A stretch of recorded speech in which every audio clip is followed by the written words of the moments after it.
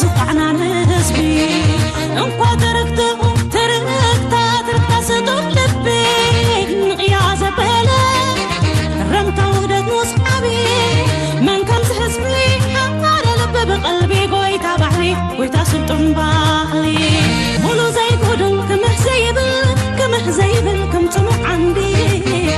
أبره وانقوط معري زكير من قدي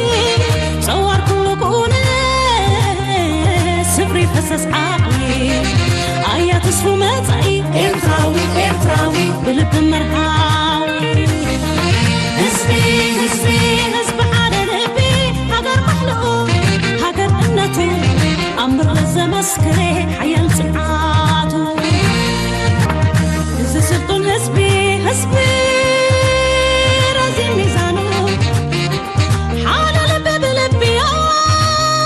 مريخ فلانه أحلف زي هابي نزاري مقدمه وسد زبالة برهات صدمه إريد قلبه موزي طافو كالقلبه حلقه نتصفو هزبي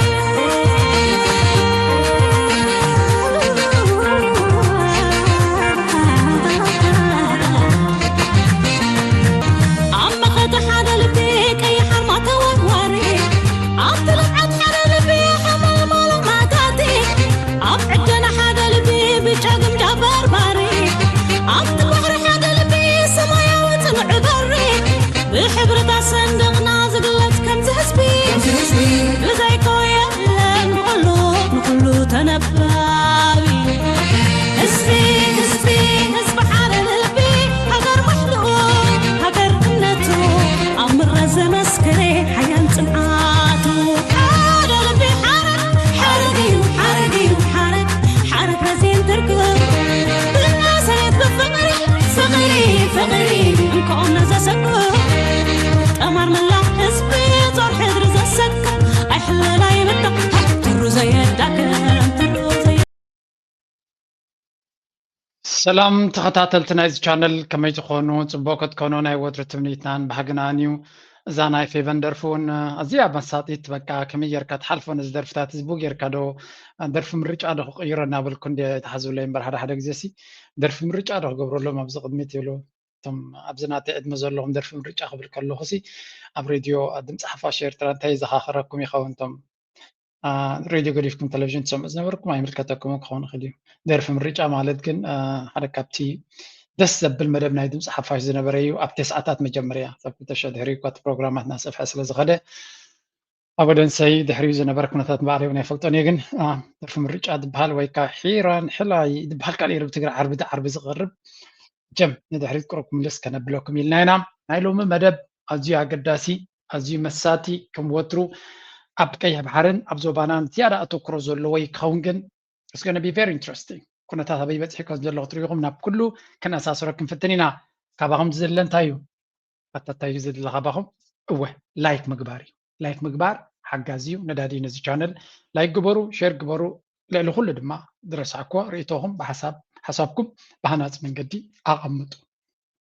With that, let me go straight to the first topic. What's going on? Now, two waterways, one global supply chain, and right now both are choking. We just told you the energy infrastructure that has been hit. Let's now tell you how much the entire waterways and arteries of global oil have been hit. Strait of Hormuz, that's Iran's front door to the Gulf, is functioning at a fraction of its capacity. And 2,000 kilometers away, the Houthis have just forced open a second front at Bab al-Mandab. Together, these two choke points carry a massive share of the world's oil. And right now, both are under pressure from missiles, from militia, and from Tehran's own hand on the tap. Let's now tell you what this double blockade is really turning into a global energy crisis. Now, first and foremost, call it a double choke point crisis, because that's exactly. مجمريا كم تري وزلهم ذا كوينات زي كسبب زغربا كوينات نيوش مت هرموز كم زغونة يزنقر نيرو.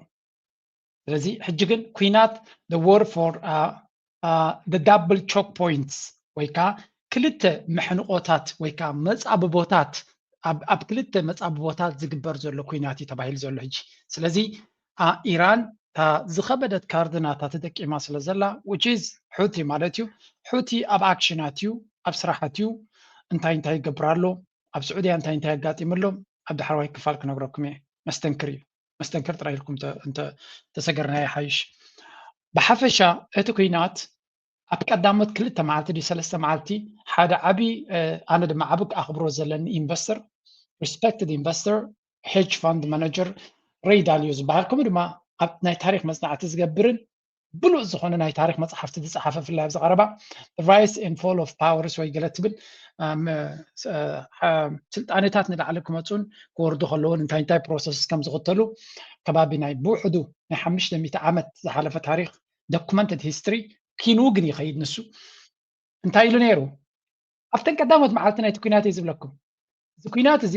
ናይ ኢራን ናይ ኣሜሪካን እስራኤልን ኣሜሪካን ምስ ሃረምዋ ኣብተን 2-3 መዓልቲ ነዋሕ ኣርቲክል ኣብ ኤክስ ጽሒፉ ነይሩ እንታይ ኢሉ this war is about Hormuz Strait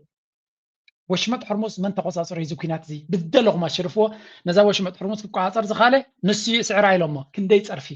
ምክንያቱ ሚጌር ከ ኻው ትብል ገለዶ ከምዝዶ ኣሜሪካ ነዚ ገለዶ ነዛ ወሽመጥ ሕርሙዝ ዝሓዛ ንሱ ይስዕር ምስ ምንታይ የመሳሰለ ኢሉ ምስ ስዊስ ካናል ብሪቲሽ ኢምፓየር ኣብ ስዊስ ካናል ተሳዒሩ ስዊስ ካናል ክቆጻጽሮ ኣብ ዘይከኣለሉ ግዜ ተሳዒሩ ኤግዛክትሊ ናይ ኣሜሪካን ኢምፓየር ድማ ውጥቀት ናቱ ኣብ ሆርሙዝ ስትሬት ክኸውን ይኽእል ኢሉ ፖሲቢሊቲ ምስ ነገረ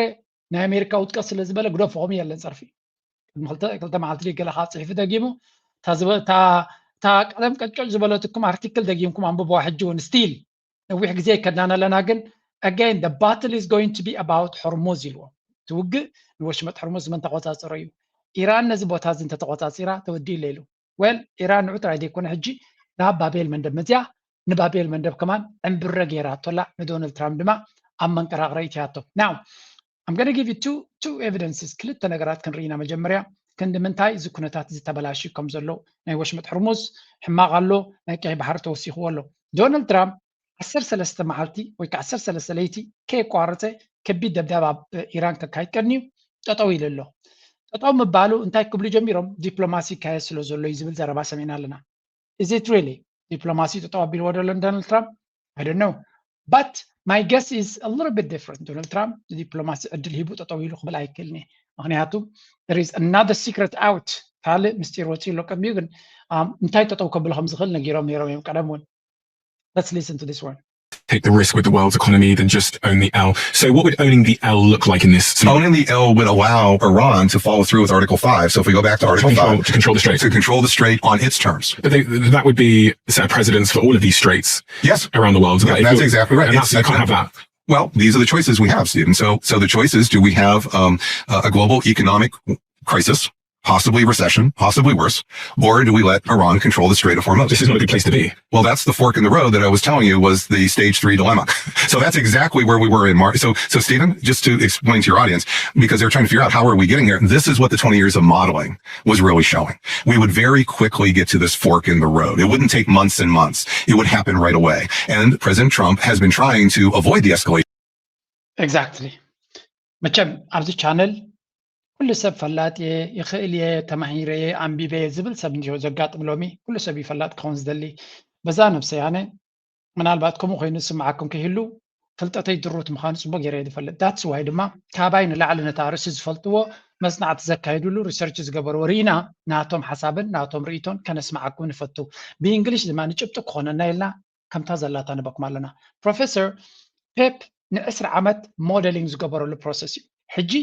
ኣሜሪካ ብዘይ ቃል ዓለም ኣብ ቀረና መንገዲ መፅያ ኣላ ኢሉ ፎርክ ቀረና መንገዲ ክልተ ምርጫ ኣለና ኢሉ ሓንቲ ምርጫ ኢራን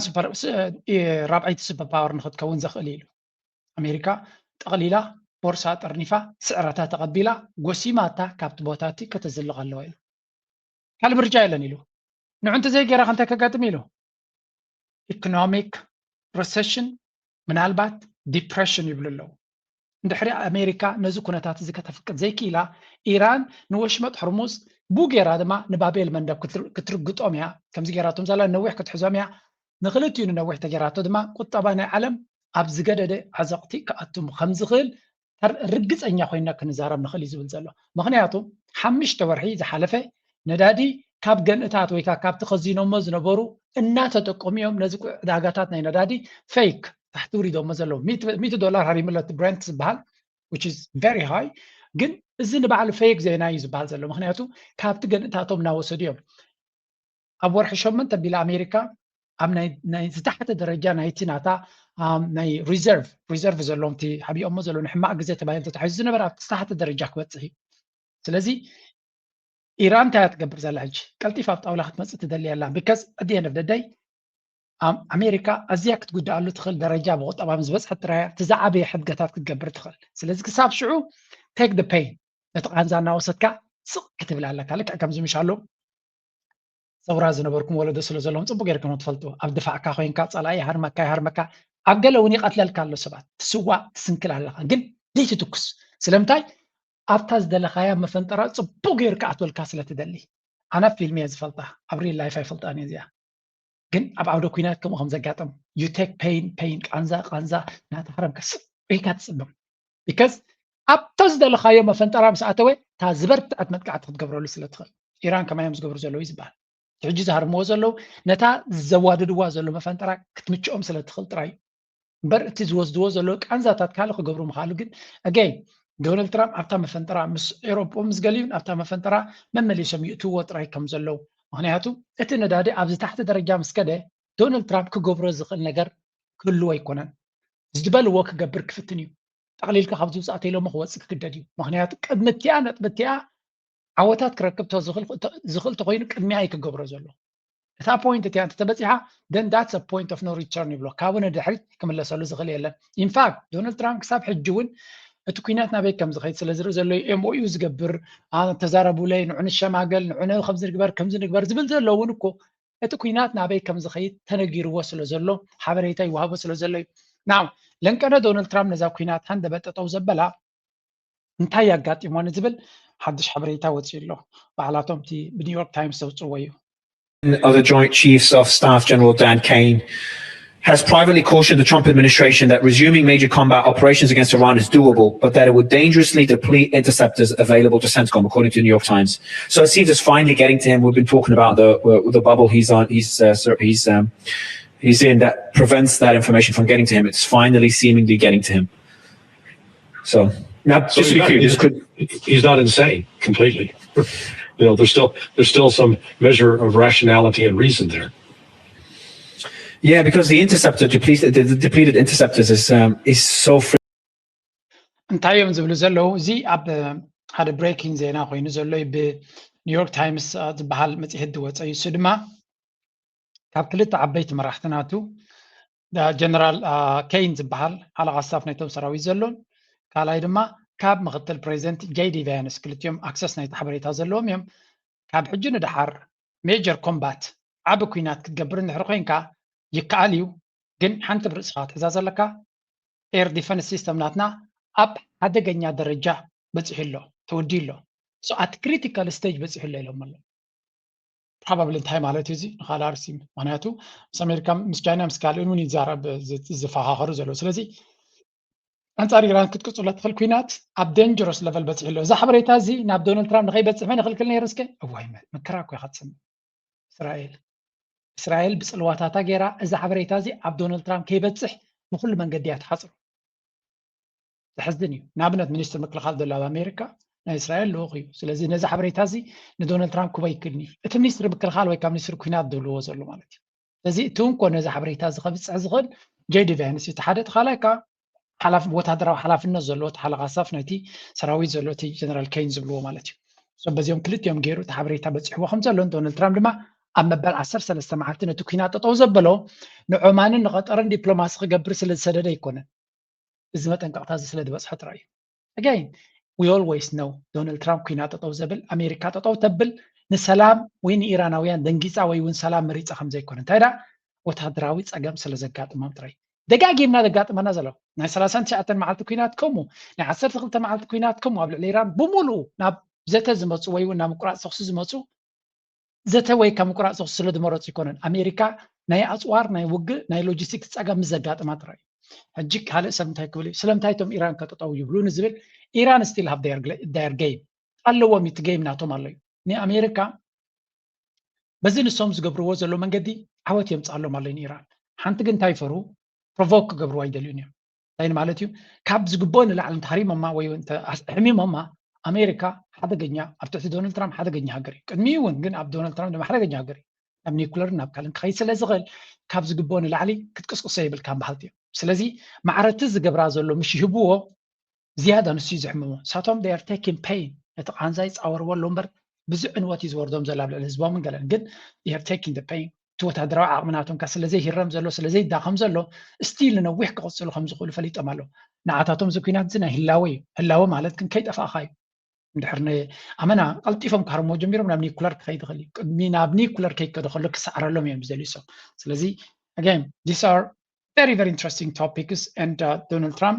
ናብ መስመር ዘምፅዎ ዘሎ ብኸመይ መንገዲ የምፅዎ ከም ዘሎ ንምፍላጥ ጥራይ እዩ ስለዚ ኢራናውያን ብዙሕ ግዜ ከምዞም ደናቑር ፋናቲክስ ብሃይማኖት ዝተዓብለሉ ብጀካ ሃይማኖት ካልእ ዘይፈልጡ ገይሩ እዚ ምዕራባዊ ዓለም ዝገልፆም ኩሉ ግዜ ዶናልድ ትራምፕ ሓዊስካ they're not like that ኣብዚ ቻነል ትከታተሉ ፅቡቅ ጌርኩም ፈሊጥኩም ኣለዎም ኢራናውያን ክሳዕ ክንደይ ጥበበኛታት ምዃኑ ክሳዕ ክንደይ ሓያላት ክሳዕ ክንደይ ሶፊስቲኬትድ ምዃኖም ሶፊስቲኬትድ ደይለኩም ረቃቕትዮም ደይለኩም ምናልባት ኣብ ውትድርና እንታይ ኣለዎም እዚኦም ክትብሉ ኢኹም ኣብ ቁጠባ ስምዑ these people are ኣብቲ ዝኸበደ ኩናት ናይ ታሪክ ኣብ ዘለውሉ ግዜ እንታይ ገይሮም ኣለዉ ይብሉ ኣለዉ let me find that video for you so that you can be shocked just like Iran's oil minister says the country has sold $18 billion worth of oil since the start of the war, despite international sanctions. Mohsen Paknejad said Iran sold $6.5 billion worth of crude during the ceasefire. He added the sales have already generated more than 60% of the oil revenue Tehran forecast for the year. All right. መቸም ነዚኦም ሃገር እዚኦም ብኸመይ ቃል ክትገልፆም ትኽእል እውን እኮ ኣሸጋሪ እንዲ ኮይኑ ዘሎ እንታይ እዮም ዝብሉ ዘሎ መሲልኩም ናይ ኢራን ናይ ኤነርጂ ሚኒስተር እንታይ ኢሉ 18 ቢልዮን ናይ ኣሜሪካ ዶላር ነዳዲ ሸይጦም ኣለዉ ናይቲ ዓመት ናይ 2026 ባጀት ኣውፅኦሞ ዝነበሩ ክንደዩ ለትሰይ 120 ሚልዮን ደንበሎ ወላ ለትሰይ 30 ቢልዮን ባጀት ሽያጥ ክገብሩ ኢሎም ወሲኖም ተነይሮም 60% ናይቲ ኣውፅኦሞ ዝነበሩ ፕላን እቲ ፕላን ማለት ኩናት ከጀመረ ማለት እዩ 60% ናቱ ድሮ ኢትዮም ኣለዉ ኣብቲ ዝኸበደ ኩናት ናይ ታሪክ ከለው ኣታዊታት ናቶም ግን ረእይዎ so this country is very dynamic ንሽግር ክፃወር ዝኽእል ክበሃል ከሎ ቀሊል ሃገር ኣይኮነን እዚ ኩሉ ኣሜሪካን እስራኤልን ተዛሪዮም ካርሞም ከሎ ሓደ ብብዝሕ ነዳዲ ደገ ውፅኦም ነይሮም ካብቲ ወሽመጥ ሕርሙዝ ወፃኢ ኣብቲ ሃይሲስ ዝበሃል ኣብ ታንከራት ገይሮም ኣቐሚጦም ነይሮም ሕማቕ ክመፅእ ከም ዝኽእል ስለ ዝፈልጡ ዝነበሩ they had a plan ስለዚ ካብ ይሸጡ ነይሮም ካልኣይ ውግእ ምስ ጀመረ ኣሜሪካ ብሰንኪ ሕፅረት ነዳዲ ንኽትዓግት ኢላ ንኢራን ንኽሸየጥ ኣፍቂዳትላ እያ ስለዚ እዚ ኩሉ ዕፅዋን ገለ እናተባሃለ ከሎ ኢራን ይሸጡ ነይሮም ክሳብ እቲ ብሎኬድ ዝጅምር ኢቨን እቲ ብሎኬድ ምስ ጀመረ ኣብ ደገ ብዙሕ ነዳዲ ስለ ዝነበሮም ጠጠው ኣይበለን ብክቡር ዋጋ ድማ እዮም ትሸጡ ዘሎ ብክቡር ዋጋ ስለዚ ኢራን has made 18 billion in 2026 18 ቢልዮን ዶላር ገይሮም ኣለዉ ስለዚ ኣገዳሲ ገንዘብ እዩ ኣፊቶም ዘሎ ቀጠር ኣብዘን 5 ወርሒ I don't know 1 ቢልዮን ከማን ይገብር سعودية is doing okay ካልእ ኩዌት ዝበሃል ዚሮ ካብ ነዳዲ ሽያጥ ማለት እዩ ምናልባት ሽማዊ ካብ ዘለን ቃለ ዝነበራ ሓደ ክልተ ሰለስተ ታንከራት ኣውፅኦም ኾኑ እዮም ኣይዶም ልዕልዩ ብሓፈሻ ግን ኩለን እተን ሃገራት ኣብኡ ዘለዋ ጅሆ ተታሒዘን ከላታ ቀንዲ ኣብ ኩናት ዘላ ኢራን ነዳዲ ናታ ሸይጣ ኢኮኖሚ ናታ ተቐፅል ከም ዘላ እዩ ዝንገር ዘሎ ስለዚ ብዙሕ ነገር ክትግረመሉ ትኽእል ኩነታት እዩ ዝፍጠር ዘሎ ኣብዚ ካብዚ ኩሉ ድማ ክንመሃር ኢና ኢና ነምፅኦ ዘለና ኢራናውያን ሶፊስቲኬትድ እዮም ክንብል ከለና ተራቑ እዮም ክንብል ከለና Let's bring in our guest now, Michael Mulroy. He's a former US in the Middle East and a retired CIA paramilitary operations. Whitefish, Montana. Thank you very much for your time, Mr. Mulroy. Iran's announcement of those billions of dollars in profits, do you think that's going to prompt a rethink of the US strategy here? So, Anna, I'm not sure that was a good idea, to be frank, to highlight that. If the U.S. believes it's accurate, I think they're going to put the intelligence community to find out how this is actually happening. We know during the ceasefire they gave a license for them to basically sell their oil despite the sanctions, but if it's still happening at that level, so as you said, if it's true 60% of what they want for the year, then this economic isolation isn't working. So they would need to really look at how to make that news tighten, if you will, that economic news. እንታይ ዝብል ዘሎ እዚ ሓቂ እንድሕር ኮይኑ ኣሜሪካን ሰርሕ ኣለና ማለት ኢሉ ዝኩሉ ገዳን ዕፅዋ እናተባሃለ ከሎ ከመይ ገይሮም ናይ 18 ቢልዮን ክሸጡ ክኢሎም ዘለው this is not acceptable እዩ ዝብል ዘሎ CIA እቲ ናይ ኣሜሪካ ፋይናንስ ትሬጀሪሲ ገለ ክገብሩ ይግባኦም ከመይ ገይሩ ክንደዚ ገንዘብ ክእትዉ ይኽእል ኣለዋ ክንደዚ ኩናት ኢትናዮም ከለና ቀደም ብቁጠባ ኣይኮናን ክንርብሶም ዘለና እቲ ኩሉ ፕላን ከምኡ ኣይኮነን ብሓፈሻ እቲ ገዳናትና ክሳዕ ክንደዚ ዲ ክሰርሕ ዘይክእል ዘሎ እንታይ ክግበር ክእል ንክበሃል ዘገድድ ጉዳይ ተፈጢሩ ዘሎ እዮም ዝብሉ ዘለው again ኣሜሪካ at every stage ሾክ ዝገብርዎም ዘለው ነቲ ራዳራት ናቶም ቤዛት ናቶም ዝገብርዎ ዘለው ዕንወት ጥራይ ገዲፍካ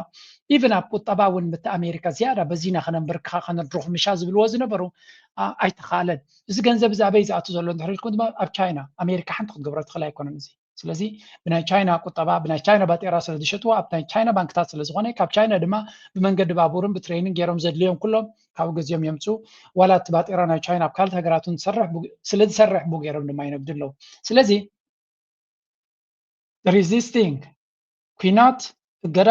ጠጠው ከብላካ ከም ዘይክእል if you really want to do something this is a good example ካብ ኢራን ንላዕሊ ዝተኣገደ የለን ሓደ ግዜ ንሕና ኤርትራውያን ኣብ እገዳ ብዙሕና ከም ኤክስኪውዝ ንጥቀመላ ርግፅ ናይ ኤርትራ ምስ ኢራን ከወዳድራ አይደለን ኣዝየን ዝተፈለየ ሃገራት እየን ግደ ሓቂ ግን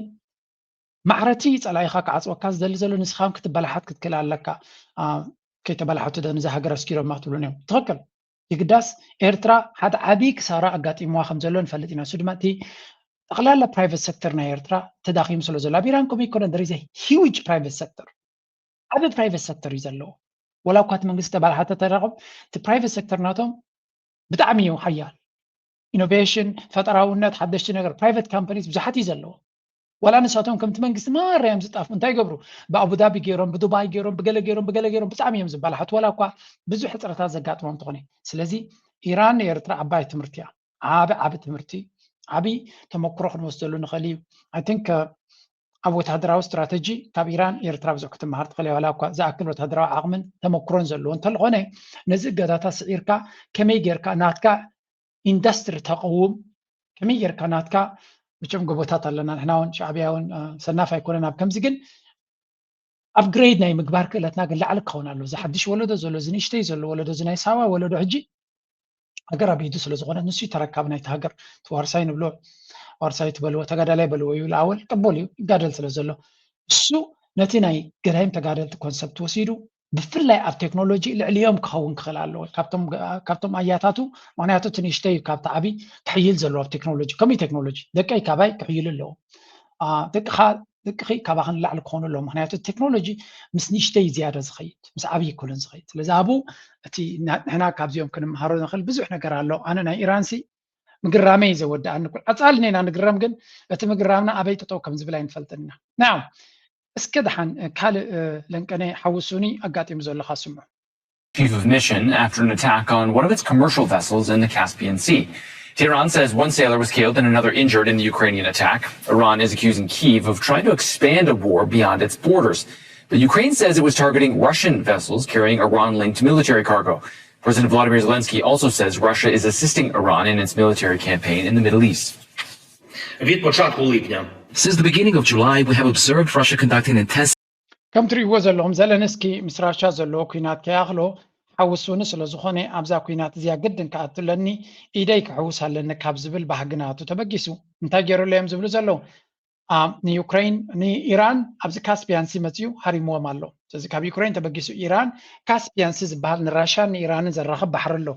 أبو حنت مركب حريم اللي يمزولو زلو لذي إيران نراشا تحجزو سلازنا برت أنا دما نأمريكا كحجز إسرائيل ونكحجز سلازلن من تانك حجزوني ناب إيران كينات إيدي كتلني زبل زلو زي أبو ما تقعد كايدلو إذا دما نفسه زخالة أجمع لأنك أنا بعبيوت تزلنسكي أبغى روسيا كمية جراني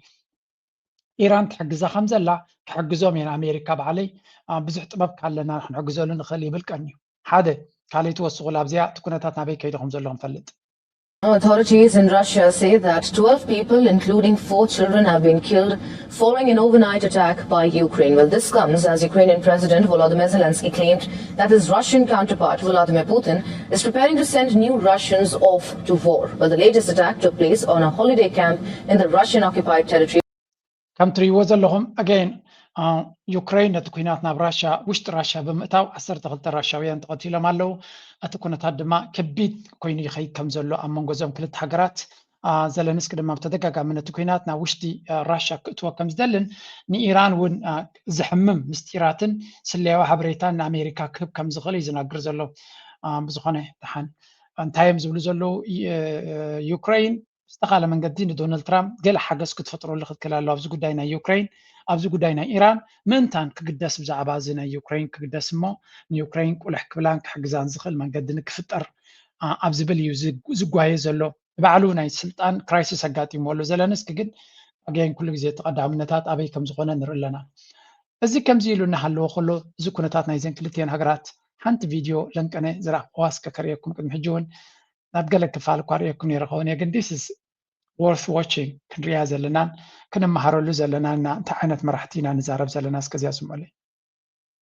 gesagt, Sie haben mit all diesen Menschen gesprochen, Sie haben mit Donald Trump gesprochen. Ich kann auch mal zeigen, wie Sie mit Wladimir Putin zusammengetroffen sind. Das war 2018 in St. Petersburg in einem internationalen Dialog. Da gab es den Krieg in der Ukraine noch nicht, die Besetzung.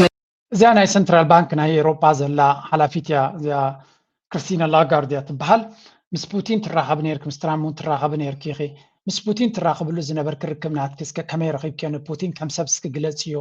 ኢላ እያ ትነግራ ዘላ ንሳ ድማ ንዑ ክትገልጽ ከላ ትጥቀመሉ ቃላት ስምዑ Geht man mit dieser Machtpolitik um? Wie bekommt man Sinn in so einer Auseinandersetzung? Well, in those days it was a different person. Number one. Number two, what I'm sure is still the case is that he's unbelievably thorough, detailed, knowledgeable. ምስ ፑቲን ዝነበረ ርክብኪ ንገርና ከመይ ይመስል ከም ሰብ ኢላታ ኣብቲ ግዜ እትየ ዝብለክ ሕጂ ካልእ ሰብ እዩ ኮይኑ ዘሎ ኣብቲ ግዜ እቲ ግን ፑቲን ዝበሃል እንታይ ዓይነት ሰብ ከም መራሒ ክትፈልጥዮ ኢላ And when he works on a file with you, he doesn't have any paper, he doesn't have any material, he doesn't have any briefing. He knows it inside out. So to deal with him, certainly in my days, I had to know my file inside out and by heart. And I think that has to do with the training that he's had as an intelligence secret service kind of person, where you really need to have everything in your head and no paper, so in case you get caught. So I would say to deal with him, you really need to know everything, because he knows everything about you. Bei Donald Trump ist es genau das Gegenteil, oder?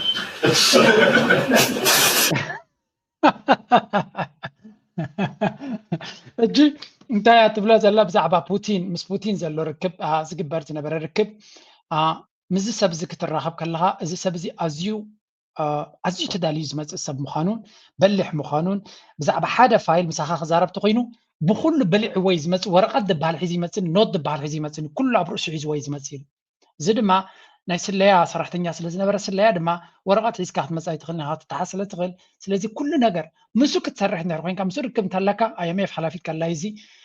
ናይ ግድን ተዳሊኻ ዝለዓለ ደረጃ ድልውነት ጌርካ እንተደይመፂኻ ክትዕወት ኣይትኽእልን ኢኻ ምክንያቱ ንሱ ኣዝዩ ተዳልዩ ነገራቱ ሙሉእ በሊዑ ዝመፅእ እያ ትብለላ እሞ ናይ ፑቲን ብኸምኡ ካብ ገለፅክዮሲ ናይ ኣሜሪካ ፕሬዚደንት ዘሎ ፑቲን ክትራኸብ ከለዉ ከምኡ ዘይኮነን ኢላ እታ ዘረባ ኣብታ ፍሽኽታ እያ ዘላ ዶናልድ ትራምፕ እንታይ ዘረባ ደሊቕሉ እንታይ ሽምድድ ኣይኮነ ክልተ ሓንቲ ሕድመ ፅሑፍ እኳ ብትኽክል ሓንቲ ሰንተንስ እኳ ብትኽክል ክወፅእ ዘይክእል እዚ ዓይነቱ እቲ ስማይል ናታ እዚ ኢናፍ ኢሎሞ ስለዚ ኣብ መንጎ ፑቲንን ዶናልድ ትራምፕን ዘሎ ፍልልይ ንክገልፁ ዝጥቀሙላ እያ እዚኣ ገይን እንታይ ዝብለካ እቲ መራሕቲ እንታይ ዓይነት መራሕቲ ምዃኖም ንምርዳእ ዝገበርዋ ቪድዮ እያ ካብዚ ቀፂሎም ለንቀነ እዚ ናይ ቻይናን ምስ ፑቲን ዝገብርዎ ዘለዉ ሓደ ከም ኣዛረባ ኣርስቲ ዝመፅእ ዘሎ ብፍላይ ቻይና ፖፑላሪቲ ናታ እናዓበየ ይመፅእ ኣሎ ኣብዚ ምዕራባዊ ካብ ኣሜሪካ ወፃኢ እዮም ዝብሉ ዘለዉ ስምዕዋ rivalry between the world's two superpowers, the US and China. Americans have long had the advantage of better soft power, but Tessa, that seems to be changing. That's right, Mariko. So there's a major annual study that has found that for the first time in the 20 years of them doing the study, more countries around the world favor China over the US. And there's a reason for that shift, right, Bill? Yeah, a lot of people will focus on the policies of Donald Trump, things like putting tariffs on other countries, the Iran war, but China's got ከም ዝረአ ዘሎ እንታይ ይብሉ ሓድሽ መፅናዕቲ ከም ዘረጋገፁ ንነዊሕ ዓመታት ዝካየድ ዝነበረ መፅናዕቲ ከም ዘረጋገፁ ህዝቢ ዓለም ሃገራት ናይ ዓለም ካብ ኣሜሪካ ንላዕሊ ንቻይና ከም ዝፈትዋን ከም ዝኣምናን እዚ ድማ ናይዚ ወላኳ ንነዊሕ ዓመታት ዝቕፅል ዝነበረ እንተኾነ እቲ ጉዳይ ኣብ ዘበነ ዶናልድ ትራምፕ ብታሪፍን ብገለን ኣብ ልዕሊ ሃገራት ዝገብሮ ዘሎ ከም ወታደራዊ ስጉምትታትን ዕብዳንን ዝመልኦ ኣካይዳ ሃገራት ካብ ኣሜሪካ ኣመና ክፈርሃ ከም ዝኽእላን ምስ ኣሜሪካ ንኣሜሪካ ድማ ሽማን ወረቐታን ኣብቲ ዝተሓተ ደረጃ ወሪዱ ከም ዘሎን ወረቐት ናቱ ጥራይ ዘይኮነ ናይ ዶናልድ ትራምፕ ወላ እቲ ሃገር ከም ኣገዳሲት ፓርትነር ጌርካ ክትሪኣ ትኽእል ከም ዘይኮነ ወላ ኤውሮጳ እዮም ብዓይኒ ስግኣት ክጥምትዋ ጀሚሮም ዘሎ ምክንያቱ ኢቨን ኣብ ኤውሮጳ ፖለቲካ ውሽጣዊ ፖለቲካ ናቶም ኢዳ ክትእቱ ትደሊ ስለ ዘላ ዳርጋ ብታሪፍን ብገለን ድማ ልቦም ኣጥፍያትሎም ስለ ዘላ ኣሜሪካ ዝእመን ሃገር ከም ዘይኮነ ብግምጣሉ እቲ ቻይና ዝበሃል ኣብ ብዙሕ ነገራት ተኣማንነት ዘለዎ ሃገር ምዃኑ ካልእ ስኮላር ናይ ኤውሮጳ ስምዕዎ ኣብዚ but it does not need a strong Europe. It doesn't want a strong Europe. It didn't start with Trump. It started way earlier, and you had Biden administration saying we're going to blow up Nord Stream, and that meant economic warfare, to say the least. You now have tariffs. You have a submissive EU that sits and talk about these kinds of things, and let Trump get away with more or less crazy tariff policies. You have a total military production dependence, so very strong at least, of the US, because we've always stupidly believed that the US was there for us. እንታይ ዝብል ዘሎ ኣሜሪካ ንኤውሮጳ ተደልያ ተድልየና ኤውሮጳ ዝተድልዮም እያ ንኣሜሪካ ግን እንታይ ዓይነት ኤውሮጳ እዮም ዝደልዩ ኣሜሪካ ኢሉ ዝምብርከኽ ዓይነት ኤውሮጳ እዮም ዝደልዩ ኣብ ትሕቲኦም ተገዛኢ ክኸውን ዝኽእል ቫዘል ስቴት ፅግዕተኛን ለማንን ነፍሱ ዘይክል ርሙስ ኤውሮጳ እዮም ዝደልዩ ብፍላይ ወታደራዊ ዓቕሚ ባዕሎም ርሙስ ከም ዝኸውን ገይሮሞ ሎሚ ድማ ተገምጢሎም ኣሽካዕላል ክፃወትሉ ዝውዕሉ ዘለው ኢሉ ስለዚ ኤውሮጳ ብዓብዩ እቲ ዝዓበየ ጌጋ ናቱ ኣሜሪካ ከም ንህላዊኡ ትቃለሰሉ ትኽእል ወይ እውን ንህላዊኡ ክጠቕመ ትኽእል ፓርትነር ገይሩ ስለ ዝቐረፃ እዚ ድማ እቲ ዝዓበየ ጌጋ ስለ ዝኾነ ኣብዚ ሕጂ ንሪኦ ዘለና ፀገማት ናይ ኤውሮጳ ካብኡ ድመፅእ ይብላ ኣሎ ካብ ኖርማል ወፃኢ ዝኾነ ፅግዕተኛነት ኣብ ወታደራዊ ዓቕሚ ስለ ዘለና ኣብ ቴክኖሎጂ እውን ከምኡ ክንገብሮ ንኽእል ድማ ብዙሕ የለን እዩ ዝብል The US is here for the US. And the idea with NATO has never been to protect Europe. The project called NATO is a US project to secure that if there's a war, it will be in Europe and not on US soil. That's forward defense. This is the idea of deterrence. This is American nuclear weapons in Europe. It is to have the fight here, not... Very good. good. NATO ሲ ኤውሮጳ ንዓ ኣሜሪካ ንዓታቶም ንኽትከላኸል ኢላ ዝገበረቶ ኪዳን ገይራ ሚናቶም ኢሉ እቲ ፕላን ግን ኩናት ተጋጢሙ ድሕሪ ሕጂ ኣብ ኤውሮጳ ምግጣሙ ስለ ዘይተርፍ ዘይትረንስ እቲ ኩናት ኣብ ኤውሮጳ ንክኸውን ናብ ኣሜሪካ ገፁ ከይትኮስ ስለዚ ኒኩለር ናይ ኣሜሪካ ምፅኣ ኣብ ኤውሮጳ ብምቕማጥ ራሻ ግብረ መልሲ ክትህብቲ ኮይና ንመን ክትሃርም እያ ኣብ መሬት ኤውሮጳ ዘሎ ኒኩለራዊ ቦታታት ናይ ኣሜሪካ እያ ክትሃርም ስለዚ ንኤውሮጳ ከም መከላኸሊ ድርዒ ድፋዕ ክጥቀመላ ኢሉ ገይርዎ ኔቶ እዮም ዝብሉ ዘሎ ስለዚ ገይን ኣብዚ ቅድሚ 5 ዓመት 10 ዓመት ዝዘረባ እዚ ተፀሊሉ እዮም ዝብልዎም ነይሮም ዝብሎም ግን it just makes sense ኩሉ ነገር ክሰምዓ ከለኻ it makes sense ትክክለኛ ዘረባ ምዃኑ ንርዳእ the American mainland, if you will, and that's why we have the ballistic missile defense. This is why we have long-range missiles. This is why we have the bases in Greenland. That is why Trump is interested in Greenland, is keep every kind of possible warfare away from the US society. That's a cynical... And the Europeans have been sitting down since 49 and believed that this was a beneficial thing to help. And so America ብዝተኻለ መንገዲ ነቲ ኩናት ኣብ ኤውሮጳ ከም ዝውዳእ እምበር ናብ ኣሜሪካ ገፁ ክኸይድ ከም ዘይብል ክልሕም ከም ዘይክእል ገይሮም እዮም ክሰርሕዎ ዝፍትኑ ዘለዉ ግን ኤውሮጳውያን እዚ ክረኣዮም ኣይክእልን እዩ ዘሎ ይብሉ ኣለዉ ሓንቲ ናይ መወዳእታ ብዛዕባ እዞም ናይ ክልተ ዓበይቲ ሃገራት ሓንቲ ዝረኣኽዋ እዚኣ እስክረእይዋ ንሓንጎ ቴክኖሎጂ እንታይ ክገብር ከም ዝኽእል ናብ ኩናት ረእይዎ ኣዕዋፍ ዘንፈትወ ናግራ ኣዕዋፍ ንምንታይ ከም ዝጥቀሙለን ድሮን ክበሃል ከሎ ንሕና መብዛሕትኡ ግዜ ኖርማል ከም ዝሓፂን ናይ ሻሂድ ድሮን ጥራይ ይመስለና ግን ኣብ በዓል ቻይና እቲ ናይ ቻይና ኣድቨርታይዝመንት ዝበልዎ እዩ እዚ The ceasefire in the Middle East is in effect. ከም ትሪእዎ ዘለኹም ዛዕፍ ትሪእዎ ኣለኹም ድሮን እያ እዚኣ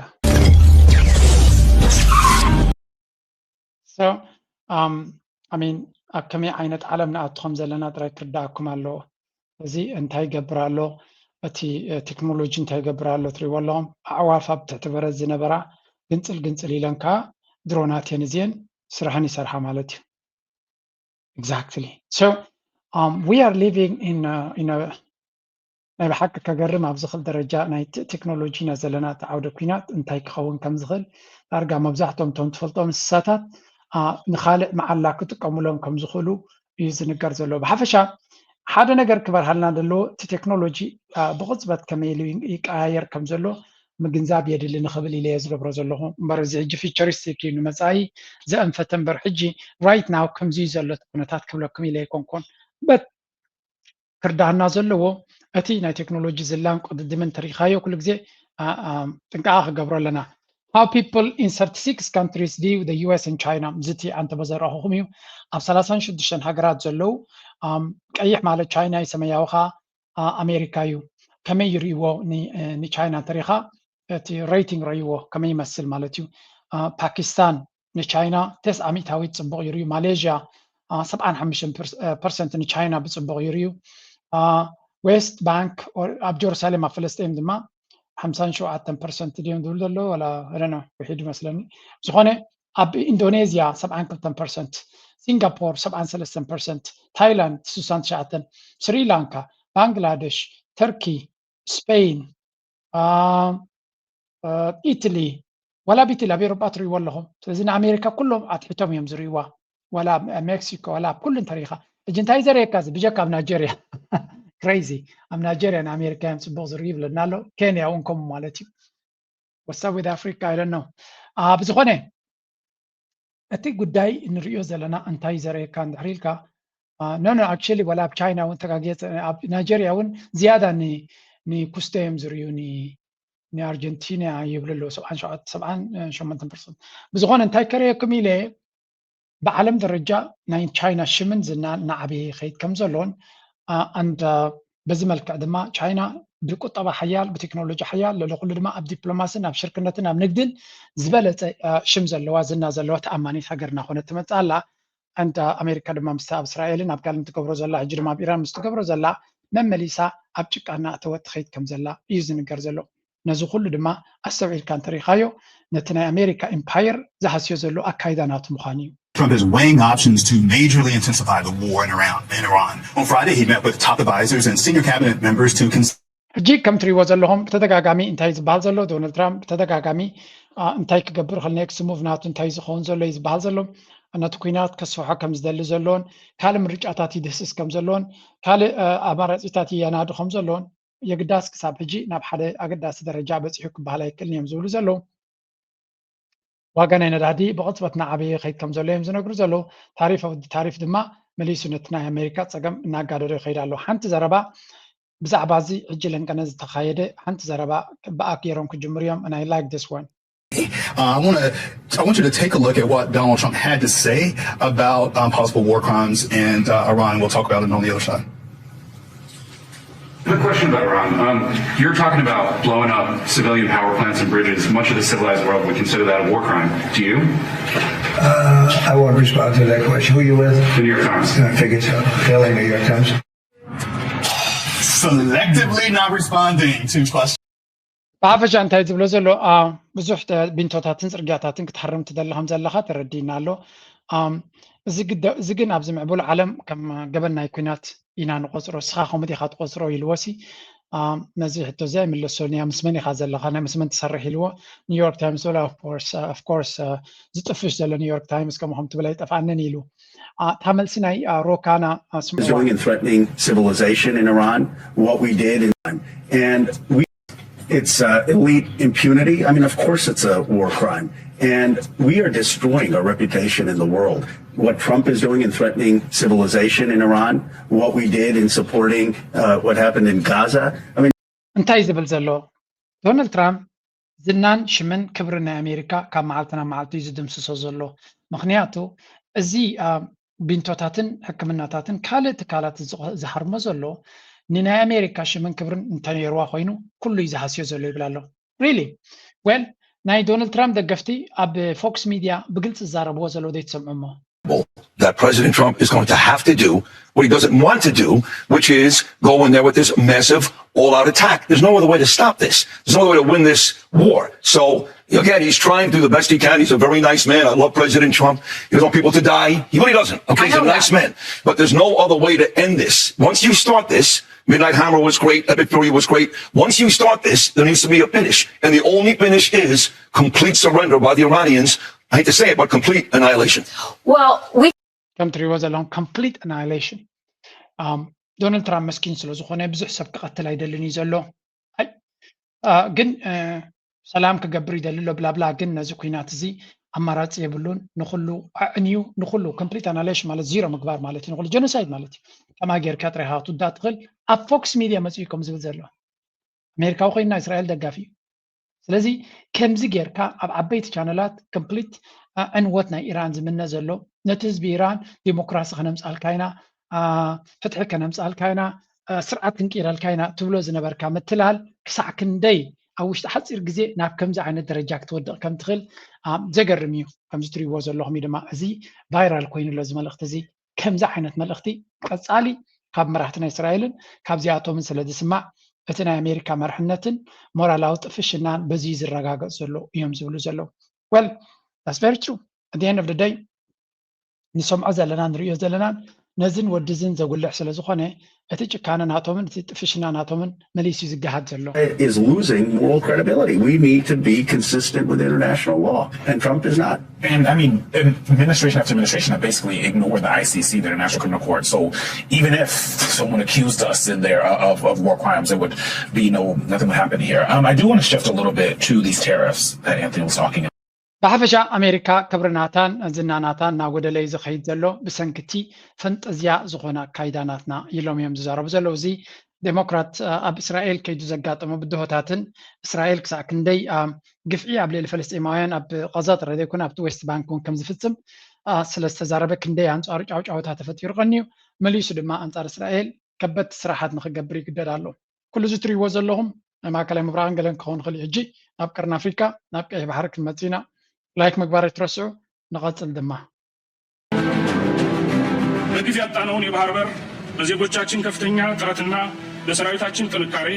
ለማስመለስ መንግስታችን ከሚያደርገው ዘርፈ ብዙ ጥረት አካል በመሆን ጠንካራ የባህር ኃይል እየተገነባ ያለ መሆኑን በታላቅ አክብሮት መግለጽ እወዳለሁ።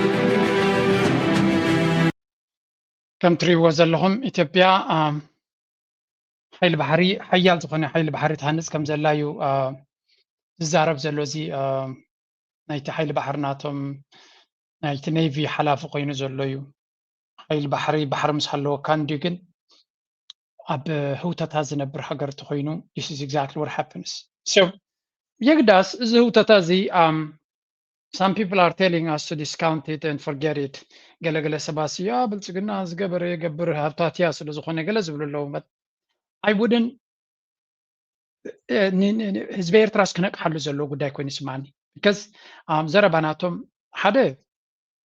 ብዙሕ ሰራዊት ንባሕሪ የዳልው ኣለዉ ከርየኩም እየ እቲ ዘረባናቶም ድማ እንተሰሚዕካዮ ድማ ኣብዚ ስምዕዎ ሕጂ እንታይ ይብል ኢትዮጵያ ወደ ባህር ትሄዳለች ኢትዮጵያ ውሃ ላይ ያላትን ጥቅም ታስከብራለች ኢትዮጵያ ቀይ ባህር ላይ ሰንደቅ ዓላማዋን ታውለበልባለች የንግድ መርከቦቻችን በነፃነት ይንቀሳቀሳሉ የውሃ አክሰስ አግኝተን እናድጋለን እንለማለን እንለወጣለን እንደ ባህር ኃይልም የአያት ቅድመ አያቶቻችንን መርህ ተከትለን ስራዎቻችንን አከናውነን ከም ትሪእዎ ዘለኹም ኢትዮጵያ ኣብ ባሕሪ ክትምለስ እያ ባሕሪ ክህልዋ እዩ ባንዴራና ድማ ኣብ ገማግም ባሕሪ ሽማ ይጠቅስኒ ግን ኣብ ባሕሪ ክምለስ እዩ ናብ ባሕሪ ቦታ ክሕዙ እዮም ዝብሉ ዘለዉ እዚ ትሪእዎ ዘለኹም ኣብ ዝሓለፈ 24 ሰዓት ከየጋነንኩ ሓደ 10 ኣብቲ ናይ ሃገራዊ ቴሌቭዥን ቪድዮታት ከም ዝወሪዱ ኣሎ ናይ ባሕሪ ናይ መሬት ናይ ገለ ንሻዕብያ ንፅምዶ ንገለ ዘዳኽም ማለት እዩ እዚ ኣብ ልዕሊ እቲ በዓል ጁላዶ ገለዶ ዝብልዎ ዘለዉ ወሲኽካ ማለት እዩ ኖርማሊ ኩናት መጀመርያ ሓፊልካ ካብ ድቃስካ ይኮንካ ክትኩስ ትጅምር መጀመርያ ቅድሚ ኩናት ፕሮፓጋንዳ እዩ ዝመፅእ ንፀላይኻ ኣመና ከም ዝፅላእን ሕማቅ ከም ዝገብረካን ወይ እውን ሕማቅ ኤርትራ ሕማቅ እንተደይገራትኩም እንታይ ገብሩ ክኽእሎም ኣብ ኤርትራ መፃኢ ናይ ኢትዮጵያ ባሕሪ ናይ ኤርትራ ብምምንጣል ጥራይ ክውሕዝ ዝኽእል ንኣብነት ብልፅግና ብዝገበሮ ዓንዳር ፖሊሲታት መነባብሮ ናይ ኢትዮጵያውያን ኣብ ከቢድ ደረጃ ወዲቑ ኣሎ ባሕርን ተረኺብኩም ጥራይ እዚ ክረጋጋእ ዝኽእል ዋጋ ናይ መድሃኒት ዋጋ ናይ ነዳዲ ዋጋ ናይ ድቑዒ ዋጋ ናይ መግቢ ወላ ዋጋ ናይ ኤሌክትሪክ ዋጋ ናይ ሽጉርቲ ዋጋ ናይ ጉዕ በርበረ ባሕርን ድሕሪ ሒዝኩም ጥራይ እዩ ክቕየር ዝኽእል ዋላ እውን ኣባጅጎ ማይ ክሃርም ዝኽእል ባሕርን ድሕሪ ሒዝና ጥራይ እዩ በቃ ከምኡ እዩ ኤቭሪቲንግ ትራፊክ ኣብ ኣዲስ ኣበባ ዘሎ ባሕርን ድሕሪ ሒዝና ክፍታሕ እዩ ኤቭሪቲንግ ኩሉ ፀገም ኣብ ኢትዮጵያ ዘሎ ባሕርን ድሕሪ ሒዝና ክፍታሕ እዩ ኢሉ ንህዝቢ መሊስካ ደንቂርካ ናብ ኩናት ገፅካ ምውሳድ ፕሮፓጋንዳ ተራእዩ ኣብ ዘይፍለጥ ደረጃ እዩ ዝቕፅል ዘሎ ኦኬ ንብልፅግና እዚ ከም ኣጀንዳ ክትወስዶ ትኽእል ኢኻ እቲ ፊልድ ማርሻል ናቶም ዝበለዩ ኣብ ዘን ክልተ መዓልታት እውን መሊሱ ፀገም ናይ ውሽጣዊ ኩነታትና ካብ ኢትዮጵያ ዝብገስ ዝብል continue to affect the country's progress. Perhaps the strongest section of the address centered on what the Chief of Staff described as internal actors working alongside external interests. Drawing on traditional Ethiopian proverbs, he argued that history has repeatedly shown how divisions within a country can become opportunities for outside influence.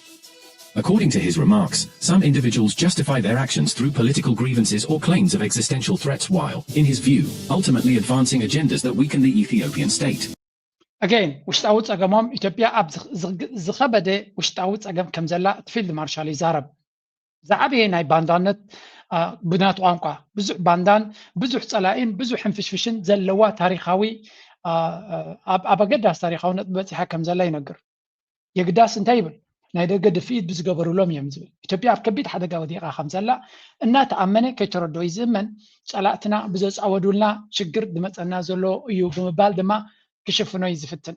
again በመሬት ብፀላእቲ ተበላዕና ተጨፍጨፍና ተዋሓትና በቲ ድማ ናብ ባሕሪ መፃና ባሕሪ እንዳማትና ጎበጥና ሰላማዊ ኣፍ ደገ ባሕሪ ዝበሃል የለን ሰላማዊ ወደብ ክንረክብ ኢና ኣክሰስ ክንረክብ ኢና እናተባሃለ ዝኽዮ ዘሎ ኩነታት ንርኢ ኣለና መቸም እቲ ፈኸራን ተህዲድን ጀህራን ዝወዳድሮም የለን ግን ንኩሉ እቲ ፈኸራታት ድማ ፈኸራ እዩ ተህዲድ እዩ ሓሶት እዩ ጥራይ ኢልካ ዝስገር ኣይኮነን I think ዝያዳ ህዝብና ክነንቀሓሉ ዘለና ኩነታት ኣብ ብዙሕ ደረጃ እዩ ዝረኣየካ so we really need to ነዚ ነገራት እዚ ኣስተውዒልና ክንሪዮን ዘድሊ ምስትኽኻላት ዘድሊ ኣተሓሳስባ ምስ ዘቃነየ ክንገብር ይግባእ እዚ ከምዚ ኢሉ ኣብ ዘለወሉ ሓደ ነገር ብሰፊሑ ይዝረባ ኣሎ እሱ ድማ ምናልባት ናይ ቀይ ባሕር ከኣተና ኤርትራን ኣሜሪካን ዘሎ ዝምድና ብተደጋጋሚ ተዛርብ ዘሎ ስምዑ ብዝስከ Cameron, if Washington is indeed rebuilding ties with Eritrea, simultaneously deepening engagement with Egypt and Somalia, all these three countries that Ethiopia now considers as, minus Somalia maybe, but definitely Eritrea and Egypt as historical enemies, that is the overwhelming narrative, the overwhelming message that I referred to earlier from the Ethiopian government. So if we flip the coin here, what message should Ethiopian policymakers take from that sort of approach? Maybe the adult in the room should be the Ethiopian foreign policy instead of simply treating this as a passing by thing and then an enemy and riling up the domestic audience for that. Shouldn't Ethiopian policymakers take what's happening, this realignment, seriously? ዝሕተት ዘሎ ካምረን ሃድሰን ዝበሃል ናይ ኣሜሪካ ናይ ስቴት ዲፓርትመንት ሰራሕተኛ ዝነበረ ከምኡውን ኣብ ገለ ፖይንት ኢንቴሊጀንስ ኣብ ትስለያ መርበባት ናይ ኣሜሪካ ዝሰርሕ ዝነበረ ኣብ ጉዳይ ናይ ቀይ ባሕሪ ኣብዚ ናይ ጉዳይ ናይ ቀርኒ ኣፍሪቃ ብፍላይ ኣብ ናይ ሱዳን ግን ኣብ ናይ ቀይ ባሕሪ ኣብ ናይ ቀርኒ ኣፍሪቃ እውን ገለ ካብቶም ብዙሕ ግዜ ዝጥቀሱ ሰባት እዮም ብዙሕ ኢንጌጅ ዝገብር እዩ ብዛዕባ ይፅሕፍን ገለን እዩ ስለዚ ኣብዚ ጉዳይ እዚ እንታይ ላይ ተሓቶ ዘላ ናይ ብሓቂ ኣሜሪካን ግብፅን ዝገብርዎ ዘለዉ ሲ ክትኣምኖ ተሸግር ደረጃ በፂሑ ከም ዘሎ ሾክ ምዃኑ ነቲ 4 ኪሎ ዝበሃል ከም ሓደ ገጅፍ ደንጎላ ዝሃርመ ዘሎ ኮይኑ ዘሎ እሱ ጥራይ ግን ኣይኮነን እዚ ዝግበር ዘሎ ዝምድናታት ኣብ ካይሮ ክንሪኦ ዝቐነና ብልፅግና ንነፍሱ ንምጥባር ኖርማል ነገር ዳኣሉ ገለመለ ኢሉ ከጠባብሮ ዝፍትን ዘሎ እዚ ነገር እዚ ኢትዮጵያ ዝበሃል ተረሲዑ ዳርጋ ዝበፅሓ ሃገራት ቀርኒ ኣፍሪቃ ምስ ግብፂ ዝምድና ብምግባር ካይሮ ድማ ሰንተር ናይቲ ዲፕሎማሲ ኣሜሪካ ድማ ጠቕላላ ንኢትዮጵያ ሸለል ጋቢዛ ምስ ኤርትራ ከማን ክንዲ ዝኣክል ኢንጌጅመንት ክትገብር ከላ እቲ ኣብ 4 ኪሎ ዘሎ መርሕነት ካብ ህውተታት እንስዩ ነዚ ነገር እዚ ክብደት ናቱን ርዝነት ናቱን ተረዲእዎ ገለ ስጉምቲ ክገብር ኣብ ማይ ተገብኦ እንዶ ወይስ እንታይ ክገብር ምተገበ እንታይ ትፅቢት ክግበረሉ እንታይ ክገብር ምተፀበኻዮ እስኻ ከም ናትካ ተመክሮ እናበለት እያ ትሓቶ ዘላ ገይን ካብዚያ ዝመፅእ ዘሎ ዘረባ ስለ ዝኾነ ጥራይ ዘይኮነስ ካብ ብዙሓት ንሰምዖ ዘለና ኢና እዛ ዘረባ እዚኣ ብድሕሪ ሕጂ ዝመፅእ ዘሎ መግለፂ ናቱ ካብ ኢና ክንርድኦ እቲ ዘረባ shouldn't they read it that it reflects a broader reassessment, or should they not treat it as such? What do you think should they be doing? Well, I think that, my assessment would be that Egypt has played a very decisive role in shaping U.S. policy towards the region. I think in the absence of, I keep saying, in the absence of the U.S. having a strategy, it is adopting Cairo's strategy for the region, right? And so you've seen, for example, the president's remarks a few months ago about, or maybe a month ago about, Nile waters and the GERD and clearly aligning his position. So እንታይ ዝብል ዘሎ መሲልኩም ብጣዕሚ ኣገዳሲ እቲ ዘረባ ዝዛረብዎ ዘለዉ ሓቂ ንምዝራብ እዚ ንሪኦ ዘለና ኩነታት ኣዝዩ ኣገዳሲ ኩነታት ምዃኑ ግብፂ ዓብይ ተራ ትፃወት ከም ዘላ ኣብዚ ጉዳይ እዚ ግብፂ ዝለዓለ ተራ ትፃወት ከም ዘላ ንኩነታት ናይ ዶናልድ ትራምፕን ምሕደራ ናቱን ድማ ፅቡቅ ጌራ ኣንቢባቶላ ምክንያቱ ንቀርኒ ኣፍሪካ ብዓብዪ እውን ናይ ኣፍሪካ ስትራቴጂ ከም ዘይብሉ ፍሊጣቶ ስለ ዘላ ኣገዳሲ ዘረባ እያ ብልፂ ኣብይ ኣሕመድ ዶናልድ ትራምፕ ምሕደራ ናቱ ኣይኮነን ናይ ቀርኒ ኣፍሪካ ናይ ኣፍሪካ ስትራቴጂ ናቱ ንፁር ኣይኮነን ብኡ መንፅር ድማ እቲ ስቴት ዲፓርትመንት ናቱ ብውሕዳት ሰባት ልዕሊ ኩሉ ድማ ነቲ ናይ ኣፍሪካ ንኣፍሪካን ከምኡ ድማ ንሃገራት ዓረብን ብምሉ ኣብ ትሕቲ እቲ መስዓት ብሎስ ኣረኪብዎ ንሱ ብዝኸዶ እዩ ዝኸይድ ዘሎ ኣብ ከምዚ ጉዳይ ምስ ሃለወ ግብፂ ድማ ኣብ ጉዳይ ናይ ሊብያ ኣብ ጉዳይ ናይ እስራኤል ናይ ቀዛ ኣብ ጉዳይ ናይ ማእከላይ ምብራቅ ኣብ ብዙሕ ቦታታት ኣብ ጉዳይ ናይ ቀይሕ ባሕሪ ምሶም ዝያዳ ስለ ትፃወት ዘላ ነቲ ሓጓፍ ተፈጢሩ ዘሎ ሪኦም ኣብ ካልእ ስለ ዝሕግዙ ዘለው ነዚ ናይ ቀርኒ ኣፍሪካ ቀዳምነት ብምሃብ ንኣሜሪካ ከም መንገዲ ፀረግቲ ኮይኖም ኣብቲ ናቶም ኣጀንዳ ይእትውዋ ኣለዉ ይብላ ኣሎ እዚ ድማ ፐርፌክት እዩ ንኤርትራ ምክንያቱ ኤርትራ ምስ ግብፂ ጥቡቅ ዝኾነ ዝምድና ክትምስርት ስለ ዝኸኣለትን ስትራቴጂካዊ ኣጠማምታ ናይ ክልቲአን ሃገራት ድማ ብሓደ ስለ ዝኾነ ኤርትራ ካብዚ ዝለዓለት ከሳቢት ኮይና ትወፅእ ዘላ ሃገር እዮም ዝብሉ ዘለው ነዚ ኩነታት ሕጂ ዘሎ ድማ መሊሱ ዘጓሃሮ ዘሎ እቲ ኩነታት ናይ ቀይ ባሕሪ እዩ እዚ ነገር እዚ ከጋጥም ከሎ እዚ ናይ ግብፅን ናይ ኤርትራን ናይ ኣሜሪካን ገለ ዘጋጥም ዘሎ ሑቲ ስጉምታ ይጀመረ ነይሩ ክገብር ከም ዝኽእል ይጥርጥር ነይሩ ሑቲ ሕጂ ዝገብሮ ዘሎ ምስ ሃብክኹም ተመሊስና ክንሪኦ ኢና ዝያዳ ሽዑይ ትርጉም ክበና እዚ ጉዳይ እዚ so what exactly is happening right now let's go to the next topic in Yemen declared a naval blockade on Saudi Arabia. The next day, tankers carrying Saudi oil were turning back in the Red Sea. This is the Houthis formally entering a war that started about 5 months ago between the US, Israel and Iran. And the timing is significant. It is calculated and an indicator that Iran is under enough pressure to play its next big card. An escalation by all counts. The blockade of the Strait of Hormuz has shaken world oil markets to the core. But it has not prevented the war from escalating. Donald Trump is threatening to attack the Pickaxe Mountain in Iran, a secret nuclear site that could mark the next big escalation in the war.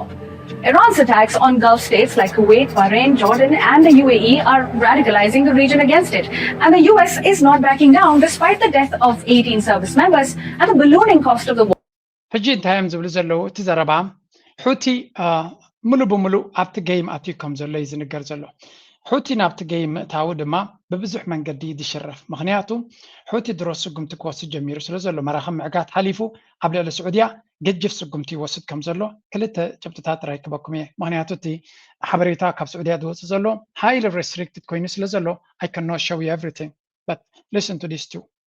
just bombed Saudi Arabia's 5th largest oil refinery, which pumps out 400,000 barrels of oil each and every day. This comes just days after Yemen announced a maritime naval blockade on all Saudi-linked ships through the Red Sea and the Bab el-Mandeb Strait. Saudi Arabia was warned that this would happen. All they had to do was end their siege of Yemen and allow flights to come and go to Sana'a as Yemen pleased. But they refused. As a result, Yemen targeted a convoy of 10 different Saudi Arabian ships with ballistic missiles and drones, forcing them all to return back home to port in Saudi Arabia. One of the ships was even hit, which we actually have video of right here. Instead of taking the next logical step and saying, okay, Yemen, we're going to lift the siege on Sana'a International Airport, Saudi Arabia doubled down and bombed Yemen's Hodeidah port. Clearly, this was not a wise move if you've seen the news over the last 24 hours. Because in the late hours of the evening, Yemen responded by launching 5 ballistic missiles at Jazan City, which happens to be the host city of Saudi Aramco facilities. Not just any facilities, like I said, the 5th largest oil refinery in the country. ከም ትሪእዎ ዘለኹም እንታይ እዮም ዝነግሩና ዘለው እዚ ሃይሊ ሬስትሪክትድ ኢንፎርሜሽን እዩ ብዙሕ ሓበሬታ ስዑድያ ብሎክ ትገብሮ ስለ ዘላ ይወፅእ የለን ግን ሑቲ ድሕርቲ ናይ ስዑድያ ዝገበረቶ ኣብ ልዕሊኦም ዝገበረቶ መጥቃዕቲ መጠነ ሰፊሕ መጥቃዕቲ ኣብ ልዕሊ ስዑድያ ከም ዝገበረ ኣብ ልዕሊ ናይ ነዳዲ ሴክተርስ ናታ እውን መጥቃዕቲ ከም ዝገበረ ሑቲ ዝንገር ዘሎ ኣይቲ ኣርማኮ ዝበሃል እቲ ናይ ነዳዲ ዓብ ካምፓኒ ናይ ስዑድያ ከምኡ ናይ ዓለምና ዓብ ካምፓኒ ኣብ ልዕሊኡ ዝገበሮ መጥቃዕትታት ንስዑድያ ኣከቢድ ሓደጋ ኢትይዋ ከም ዘሎ እዩ ዝንገር ዘሎ ስዑድያ ድሮ ነዚ ዓብ ኩናት ንሙሉእ ዞባ በፅቢፅ ዘሎ ኩናት ብውሕልና ሓሊፋቶ ነይራ ናይ ብሓቂ ነዚ ኩነታት እዚ ሰጊራቶ እያ ትበሃለሉ ዝነበረት ግዜ እዩ እዚ ሕጂ ኣጋጢሙ ዘሎ ስለዚ ኣጋይን ለሚሸውዩ እቲ ነቲ ኩነታት ኣበይ ኣሎ መሲልኩም እዚ እቲ ከሪእኩም ዘለኹ ኣበይ ዘሎ ምዃኑ ናይቲ ነዳድናታ ከመይ ይንቀሳቐስ ከም ዘሎ this is the chart ካብቲ ምብራቕ ናይቲ ሃገር ናብ ያምቡዕ ዝበሃል ቦታ ወደብ መፅዩ ካብኡ እቲ ነዳዲ ዝኸይድ ነይሩ ሕጂ ኣብ ክልተ ቦታታት ሓደ ኣብቲ ነዳዲ ሪፋይነር ዘለዎ ቦታ ሃሪሞም ኣለዉ ካልኣይ ድማ ኣብዚ ወደባዊ ከተማ እውን ሃሪሞም ከም ዘለዉ እዩ ዝንገር ዘሎ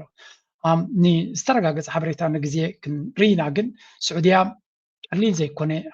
ስጉምቲ ይውሰደላ ከም ዘሎን ኣይ ሆፕ ስዑድያ ነዚ መንገዲ እዚ ንድሕሪት መሊሳ ምስ ሑቲ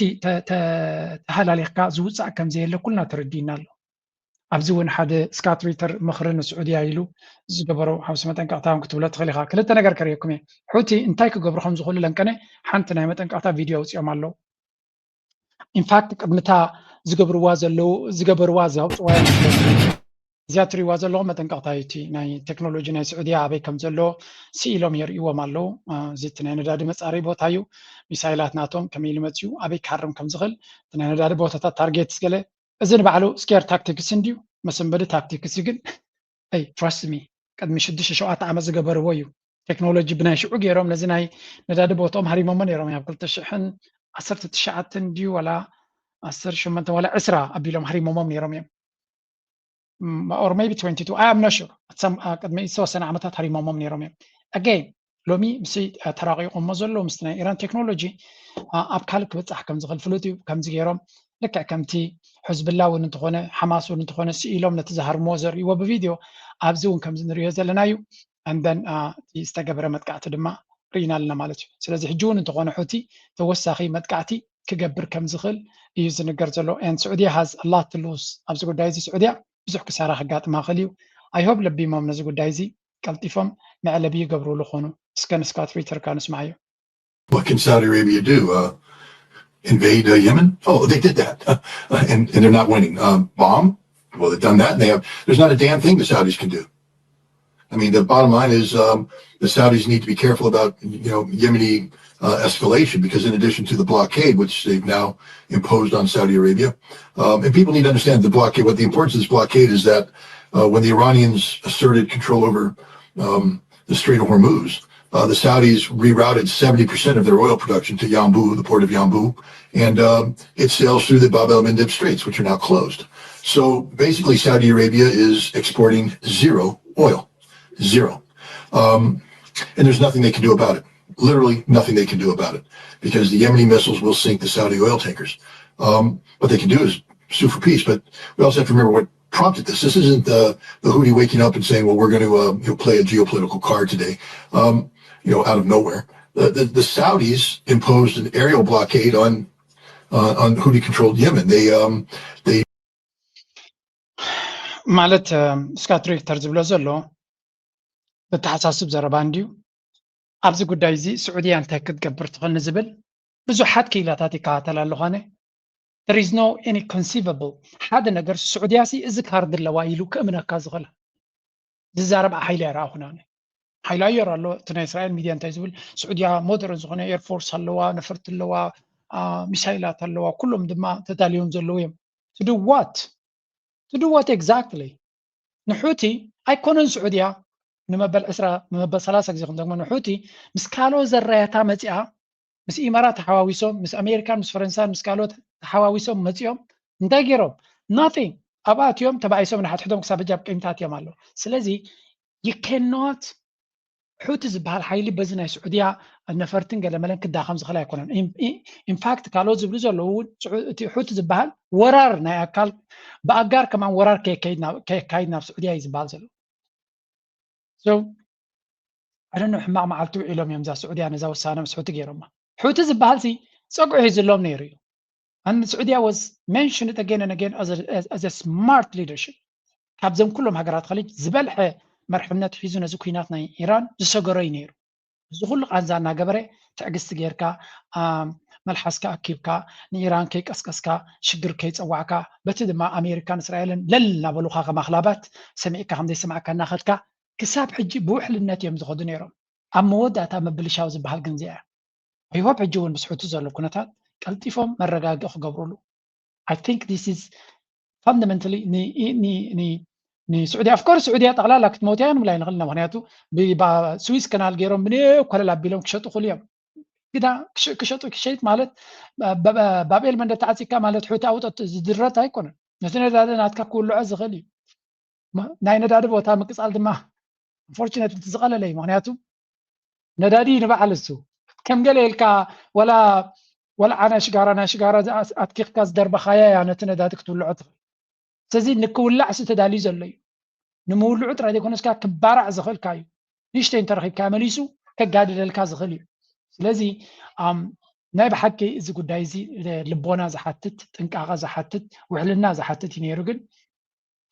أكساب حجي سعودية وزي أم اللو يلنا ناتزر بخلو أمو داتا فحيلاتهم هلا وقدام دونالد ترامب أصور شيط لهم زبهال لمن تايكم شيط لهم فلوت إني يرجعون ريخ لنا نزيع حوت زبهال دونالد ترامب كم زي كلهم سلا دفلت أب حوت زبهال إيدا يوطا وطن ولا فخرا يقبر إيران يتطو كتب لهم تغل بتحدد من السعودية دفع فيه أبزيتي ولا مالتي so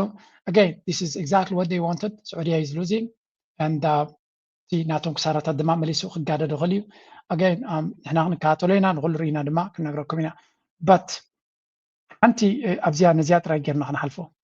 to prepare contingency plans for a possible return for major combat operations, but Trump has not authorized further strikes. The pause came as Oman held talks in Iran on reopening the Strait of Hormuz. Two regional sources familiar with the negotiations said the talks have made progress and that Oman and Iran could reach an agreement over the weekend. Any proposed deal would ultimately require Trump's approval. Now, we also know there was an offer made by the Americans to the Iranians via the Iraqi prime minister, according to the New York Times. And I got so many calls from people telling me that Mario's not true, people in the administration. بحفش عن تايمز ولزلو ولا بالجزيرة ونكال ريبورت واتينيرو أبزن كلتا معالتات بقطرن بعمان بخلتي وقنات بزح دبلوماسي فتن كم زلو بفلاي بعمان بنوش مدح رموز ملكات مرحتنا إيران عمان يرخبهم زلون دونالد ترامب كوقف دليل سلو بستقالة من قدم إيران حجون انتهي قبل دلالهم مباقى قبلي زدلهم حراي قبلين بركاله كونديشن اسكقدم كم زي كل تكوناتاتو سمعنا لنا سلازي بقدميو بخلتها من قد بناي قطر بناي إيران برايم مينستر غير مال اقتصادي دنيرو ناي قطر ون كيد نيرو قدميو كلت يوم هيسلطن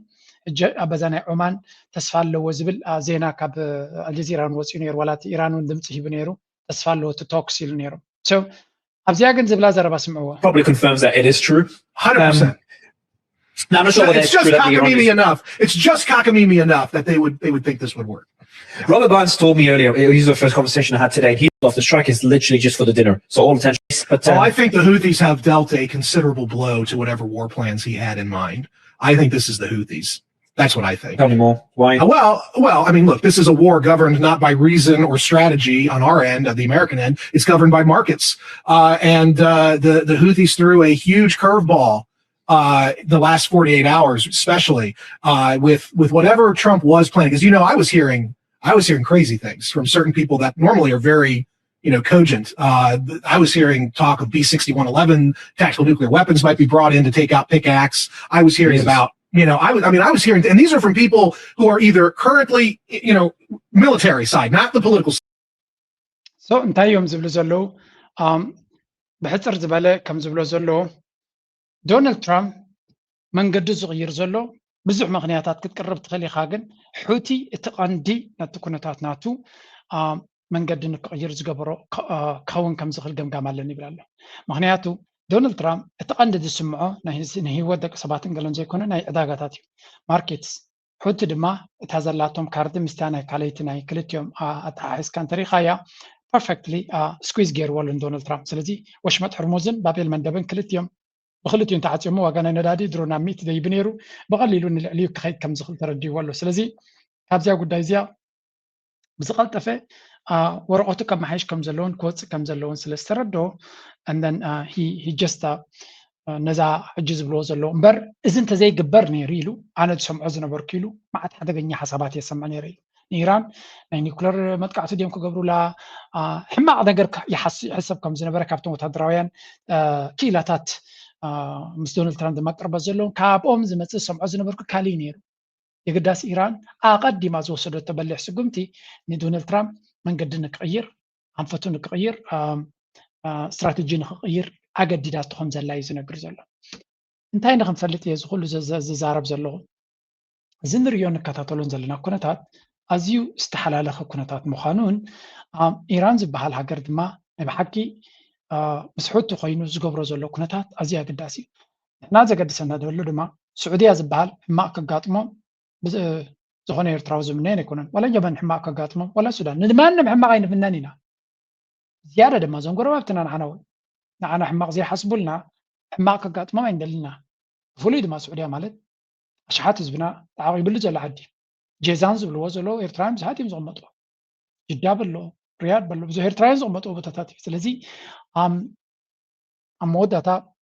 ናይ ኤርትራ ቻነል እውን ስለ ዝኾነ እዚ ኤርትራውያን ኣብ ዘለውሉ ሕማቕ ከጋጥማ ይንደልና ኤርትራውያን ኣብ ኢራን ኤርትራውያን ስለ ዘለዎ ይኮነን ብዛዕባ ኢራን ንግደስ ዘለና ጀነራሊ ብሓፈሻ ክንዛረብ ከለና ኩናትን ወረብ ኩናትን እንታይ ሓደጋ ክፈጥር ከም ዝኽእል ከም ኤርትራውያን ካባና ንላዕሊ ክርድኦ ዝኽእል እውን ኣሎ ይብልኒ ግዳ እሱ ኮይኑ ግን እቲ ኩናት ንሕና ስለ ንውልዖ ንሕና ስለ እንደልዮ ወይ ስለ ዘይንደልዮ ኣይኮነን ዝቕፅል ወይ እውን ዝቋረፅ ኩናት መስርሕ ናይቲ ናይ ሓይሊ ኣካይዳ ናይ ኣሜሪካ ስለ ዝኾነ ይቕፅል ኣሎ ዝውድኣሉ ምክንያት ድማ ኣሜሪካ ኣማራፂታት ናታ ሕማቕ ምዝኾን ኩናት ከዋፅእ ኣብ ዘይክእል ደረጃ ምስ ተበፅሐ ጥራይ እዩ እምበር ኣሜሪካ ኩናት ብኩናት ከዋፅኣ እናኽኣለ ከሎ ኣማራፂ ናይ ኩናት እናሃለዋ ከሎ ሰላም ክትመርፅ ትኽእል ሃገር ከም ዘይኮነት ፅቡቅ ጌርና ኢና Hormuz entirely. That pipeline let Riyadh keep exporting even with its Gulf side route closed. And volumes through it surged as a result. Tanker loadings out of Yanbu climbed to over 4 million barrels a day in recent weeks, up from under 1 million a year earlier. From Yanbu, the oil split two ways. Cargoes bound for Asia, China, India, South Korea, Japan sailed south through the Bab el-Mandab Strait. ዝኾነ እዚ ትሪእዎ ዘለኹም ሓደ ኣዝዩ ኣገዳሲ ነጥቢ እዩ ንሕና ድማ ብቐረባ ንከታተሎ ዘለና ኢና ኣዝዩ ኣገዳሲ ኩነታት ኢና ንከታተል ዘለና ንዓና ብቐጥታ ይኹም ተዘዋዋሪ ክፀልወና ዝኽእል እዩ ናበይ ክመልሰኩም ሕጂ ናብቲ ኣብ ቀርኒ ኣፍሪካ ዝካየድ ዘሎ ንብሎ ዘለና let's go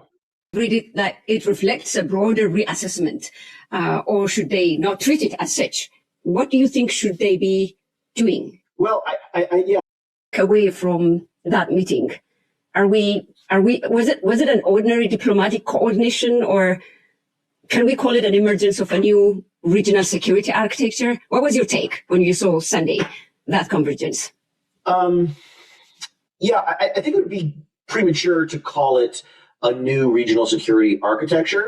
but my sense is that certainly from the Egyptian perspective, that is the goal. And I think that the convening that happened on Sunday in Cairo is one step on the path towards achieving a more formalized regional security architecture among those countries. But I do think it's still in the kind of preliminary phases.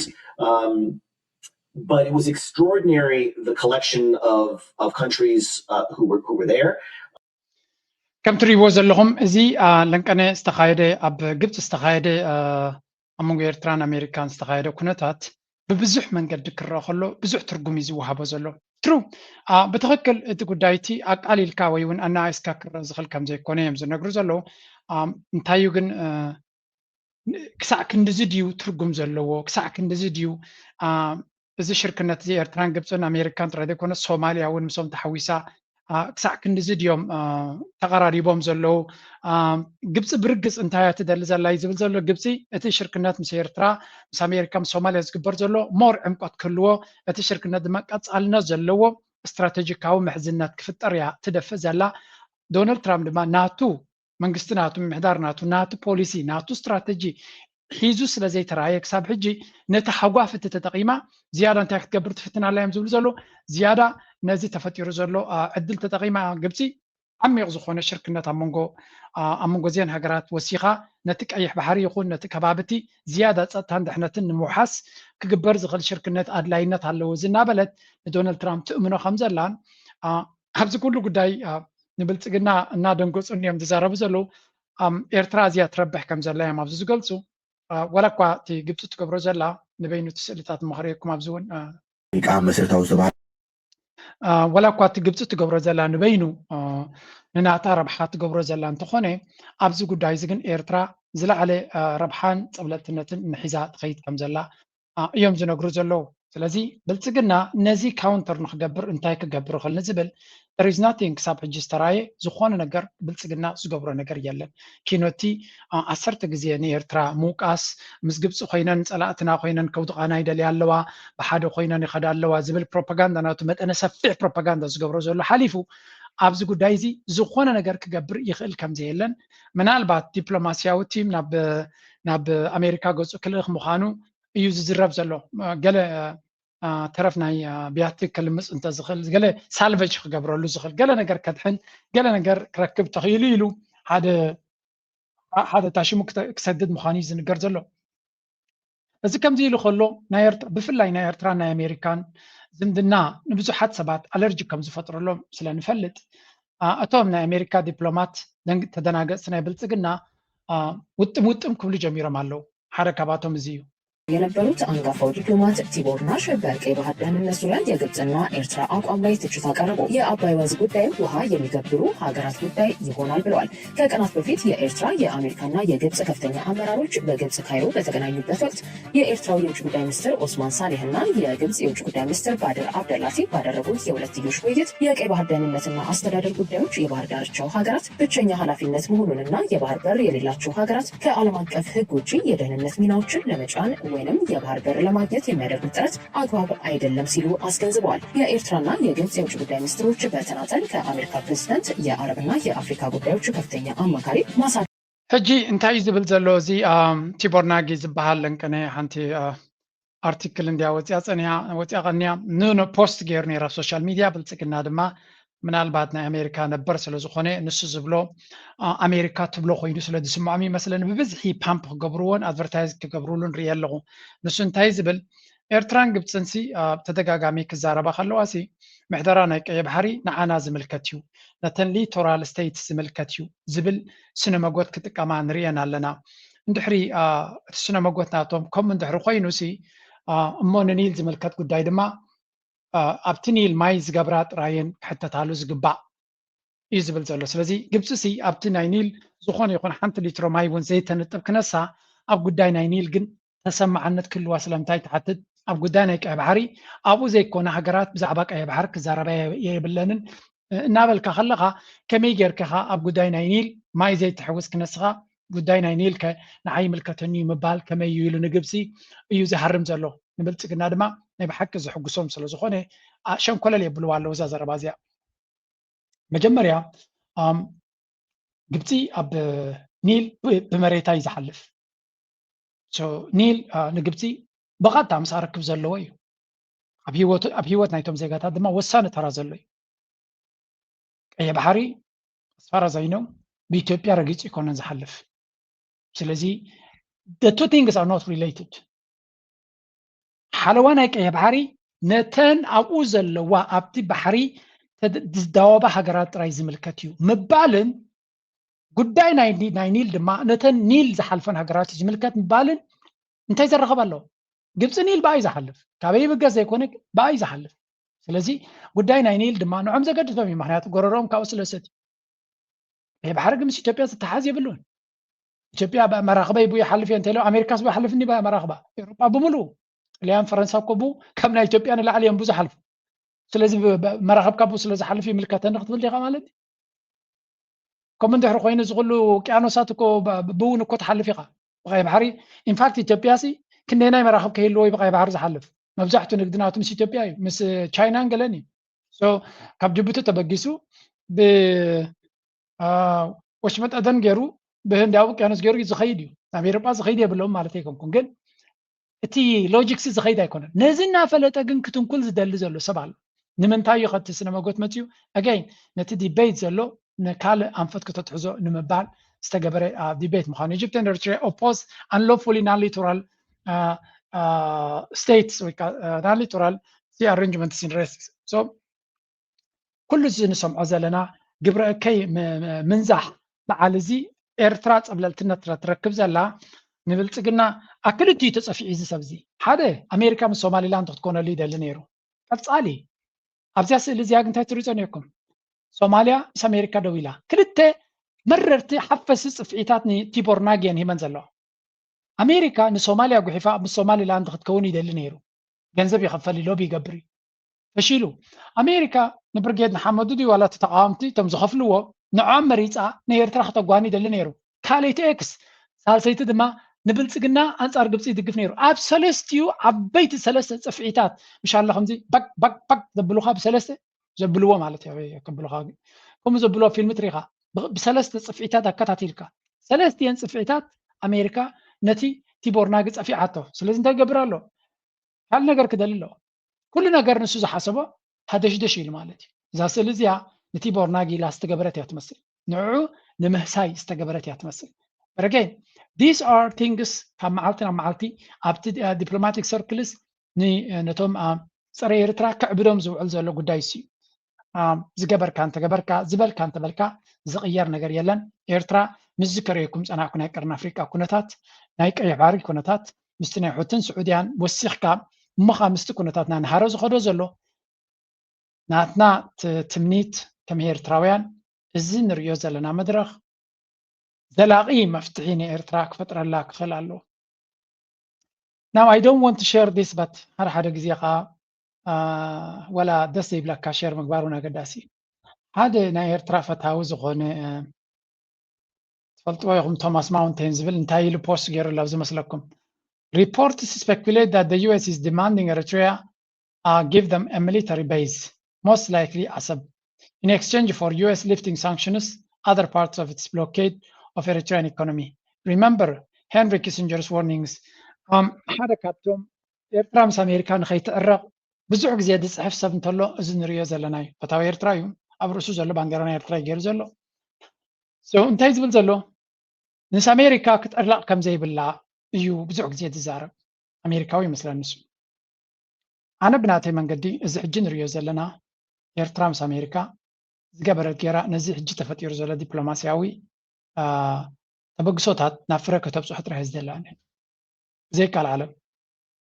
ኣምናት ኣይዲዮሎጂካሊ ብኣይዲዮሎጂ ዓዊረ ኣሜሪካ ክትወድቕ ኣለዋ ፀረ ኣሜሪካ ኢና ኤርትራን ኣሜሪካ ክስዕራ ኣለዋ ከተንበርክኻ ኣለዋ ፍፁም ምስ ኣሜሪካ ሕድገታት ክትገብር የብላ ብላብላ ዝብሉ ካብኦም ኣይኮንኩናኒ ኣሜሪካ ስለተድልየና ደይኮነስ ኣሜሪካ ክትጎድኣና ስለትኽእል ገለገለ ሰብ ኣለዎ ብኸመይ ኤርትራ ኮ ሰርቫይቭ ጌራ የብለኒ ኮ ሰርቫይቭ ጌራ ዘላቶ ደሞ ፅቡቕ እዩ ኤርትራ ዘላቶ ፅቡቕ ድዩ ፅቡቕ ኣይኮነን ኤርትራ ዘላቶ ኩነታት ቀሊል ኣይኮነን ብቁጠባ ወሪድና ዘሎ ስምብራት ኣነቶም ሓደ ሓደ ግዜ ኤርትራ ከይዶም ኤርትራ ቤል ኣላ እናበሉ ዝምለሱ ይገርመኒ ህዝቢ ኤርትራ ይምክት ከም ዘሎ ይርዳእና እዩ ህዝቢ ኤርትራ ግን ቤል ኣይኮነን ዘሎ ከቢድ ዝኾነ ምሕንቆታትን ሽግርን ገጢምዎ ኣሎ ካብዚ ዘለዎ ኩነታት ድማ ነዚ ኩሉ መኪቱ ሕጂ ካብ ክወፅእ ይዝደሊ ዘሎ ኤርትራ ከም ኩባ ክትኮነሉ ንኩባ ከም ኣብነት ረኣዩ ዋገለ ናበለ ይፅሕፍ ሰብ እዚ ንሕና ከም ኩባ ክንከውና ይንደልና ማይ ፍሬንድ ንኩባ መዋፅኦ ይፍጠረሎም ከም ኩባ ክንከውን ግና ይንደልን ኢና ብምስ ኣሜሪካ ምትፍናን ድማ ኩባ ኢኻ ትኸውን ኩባ ካብ ስሳታት ክሳብ ሎሚ ሕጂ ድማ ጠቕላላ ናይ ነዳዲ ሕፅረትን ክባን ገይርላ ዶናልድ ትራምፕ ዋላ ተንዝርካበን ሆቴላት ካብ ሃዲመን ይወፅ ኣለዋ ስለዚ እንታይ ሂወት ካብ ኩባ ክንመሃሮ ንኽእል ሕሰብ ሽግር መከራ ኖ ኖ ኖ ኖ ኤርትራ ከምታ ክብገሶ ከሎ ከም ሲንጋፖር ክንከውና ዝበሉ ከም ሲንጋፖር እያ ክትከውን ዘለዋ ሲንጋፖር ድማ ሊ ኩዋን ዩ ዝገበራ ጥበብ እንተሎ ወላውን ብሲአየ ገይሮም አንጻሩ ብልሽውና እንገለና ገበሩሉ ከለው ንኣሜሪካ ውሕሉለ ተሓሓዛ ክትገብረላ ኣለካ ኢሉ ኣሜሪካ ኩሉ ግዜ ክዛረብ ኩሉ ሓደገኛ ሃገር ምዃነ ፈልጥ ነይሩ ሊክዋኒው ቲኒ ሲንጋፖር ካብ ሱሳ ክሳብ ቴስዓ ዝመርሓ ነዛ ናይ ሎሚ ሰማይ ጠቀስ ምዕባለ ዝሃነፀ እዩ ሲንጋፖር ብዕቤታ ካብ ዳህላክ ንሽተ እያ ተዓቢ ቁጠባ ናታ ግን 500 ቢልዮን ልዕሊ እዩ ምስ በዓል ስዊዘርላንድ ዝወዳደር እዩ ንሽተይ ሃገር ደቂ ሃገር ልዕሊ ዓቕምታታ ንላዕሊ ተዲኹምሎም ኤርትራ ፀቢቓ ተዓቢ ካብ ሲንጋፖር ዘለና ፀጋታት ኣብ ግምት ይቲኻ ብዙሕ ነገር ክግበር ዝከኣል እዩ ስለዚ ንሕና ክንጥምቶ ዘለና ንኣሜሪካ ሓደ ጎቦ እዩ ክንሕዞ ዘለና እዩ ክንፅጉዖ ዘለና ዘይኮነስ ክንሕዞ ኣለና ተሓዛ ክንክለሉ ኣለና ክሳብ ሕጂ ወላ እኳ ንሱ ካባና ንላዕሊ ዝፈትውዎን ዝሓልዩሉን ሰባት ተፈጢሮም በዓል መለስን ኢሃደግን ንዓና ብዋጋ ናትና ዲፕሎማሲ ክገብሩ እንተፀንሑ እታ ኩዕሶ ተቐይራ ኣላ ሕጂ እዛ ኩዕሶ ተቐይራታ ዘላ ሕጂ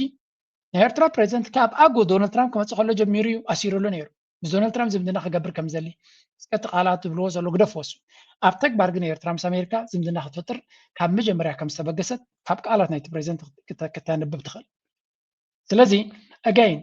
ኣይ ሪሊ ሆፕ ከምታ ብትሕቲ መጋረጃ ክሳብ ሕጂ ዝብፅሑማ ዘለው ናብ ሓደ ዘላቂ ነገር ክቕይርዋ እዚኣ ሓሰብ ሃቡ ንሓሰብ በይ ዝግበሩ ገለ ዝብልዎ ዘሎ ሰማዕ እኮ የብለይን ግን እቲ ዘረባታት ምስ ኣሜሪካ ዘለና ዝምድና ባዕሉታ ንክንጥምቶ ንክፀሉ ኢሉ ዝግበር ኮይኑ ስለ ዝስማዓና ኣነ ኣይ ሪሊ ዶንት ላይክ ዳት ኣዘ ማተር ኦፍ ፋክት እዚ ለንቀነ ምስ ኣሜሪካ ርክብ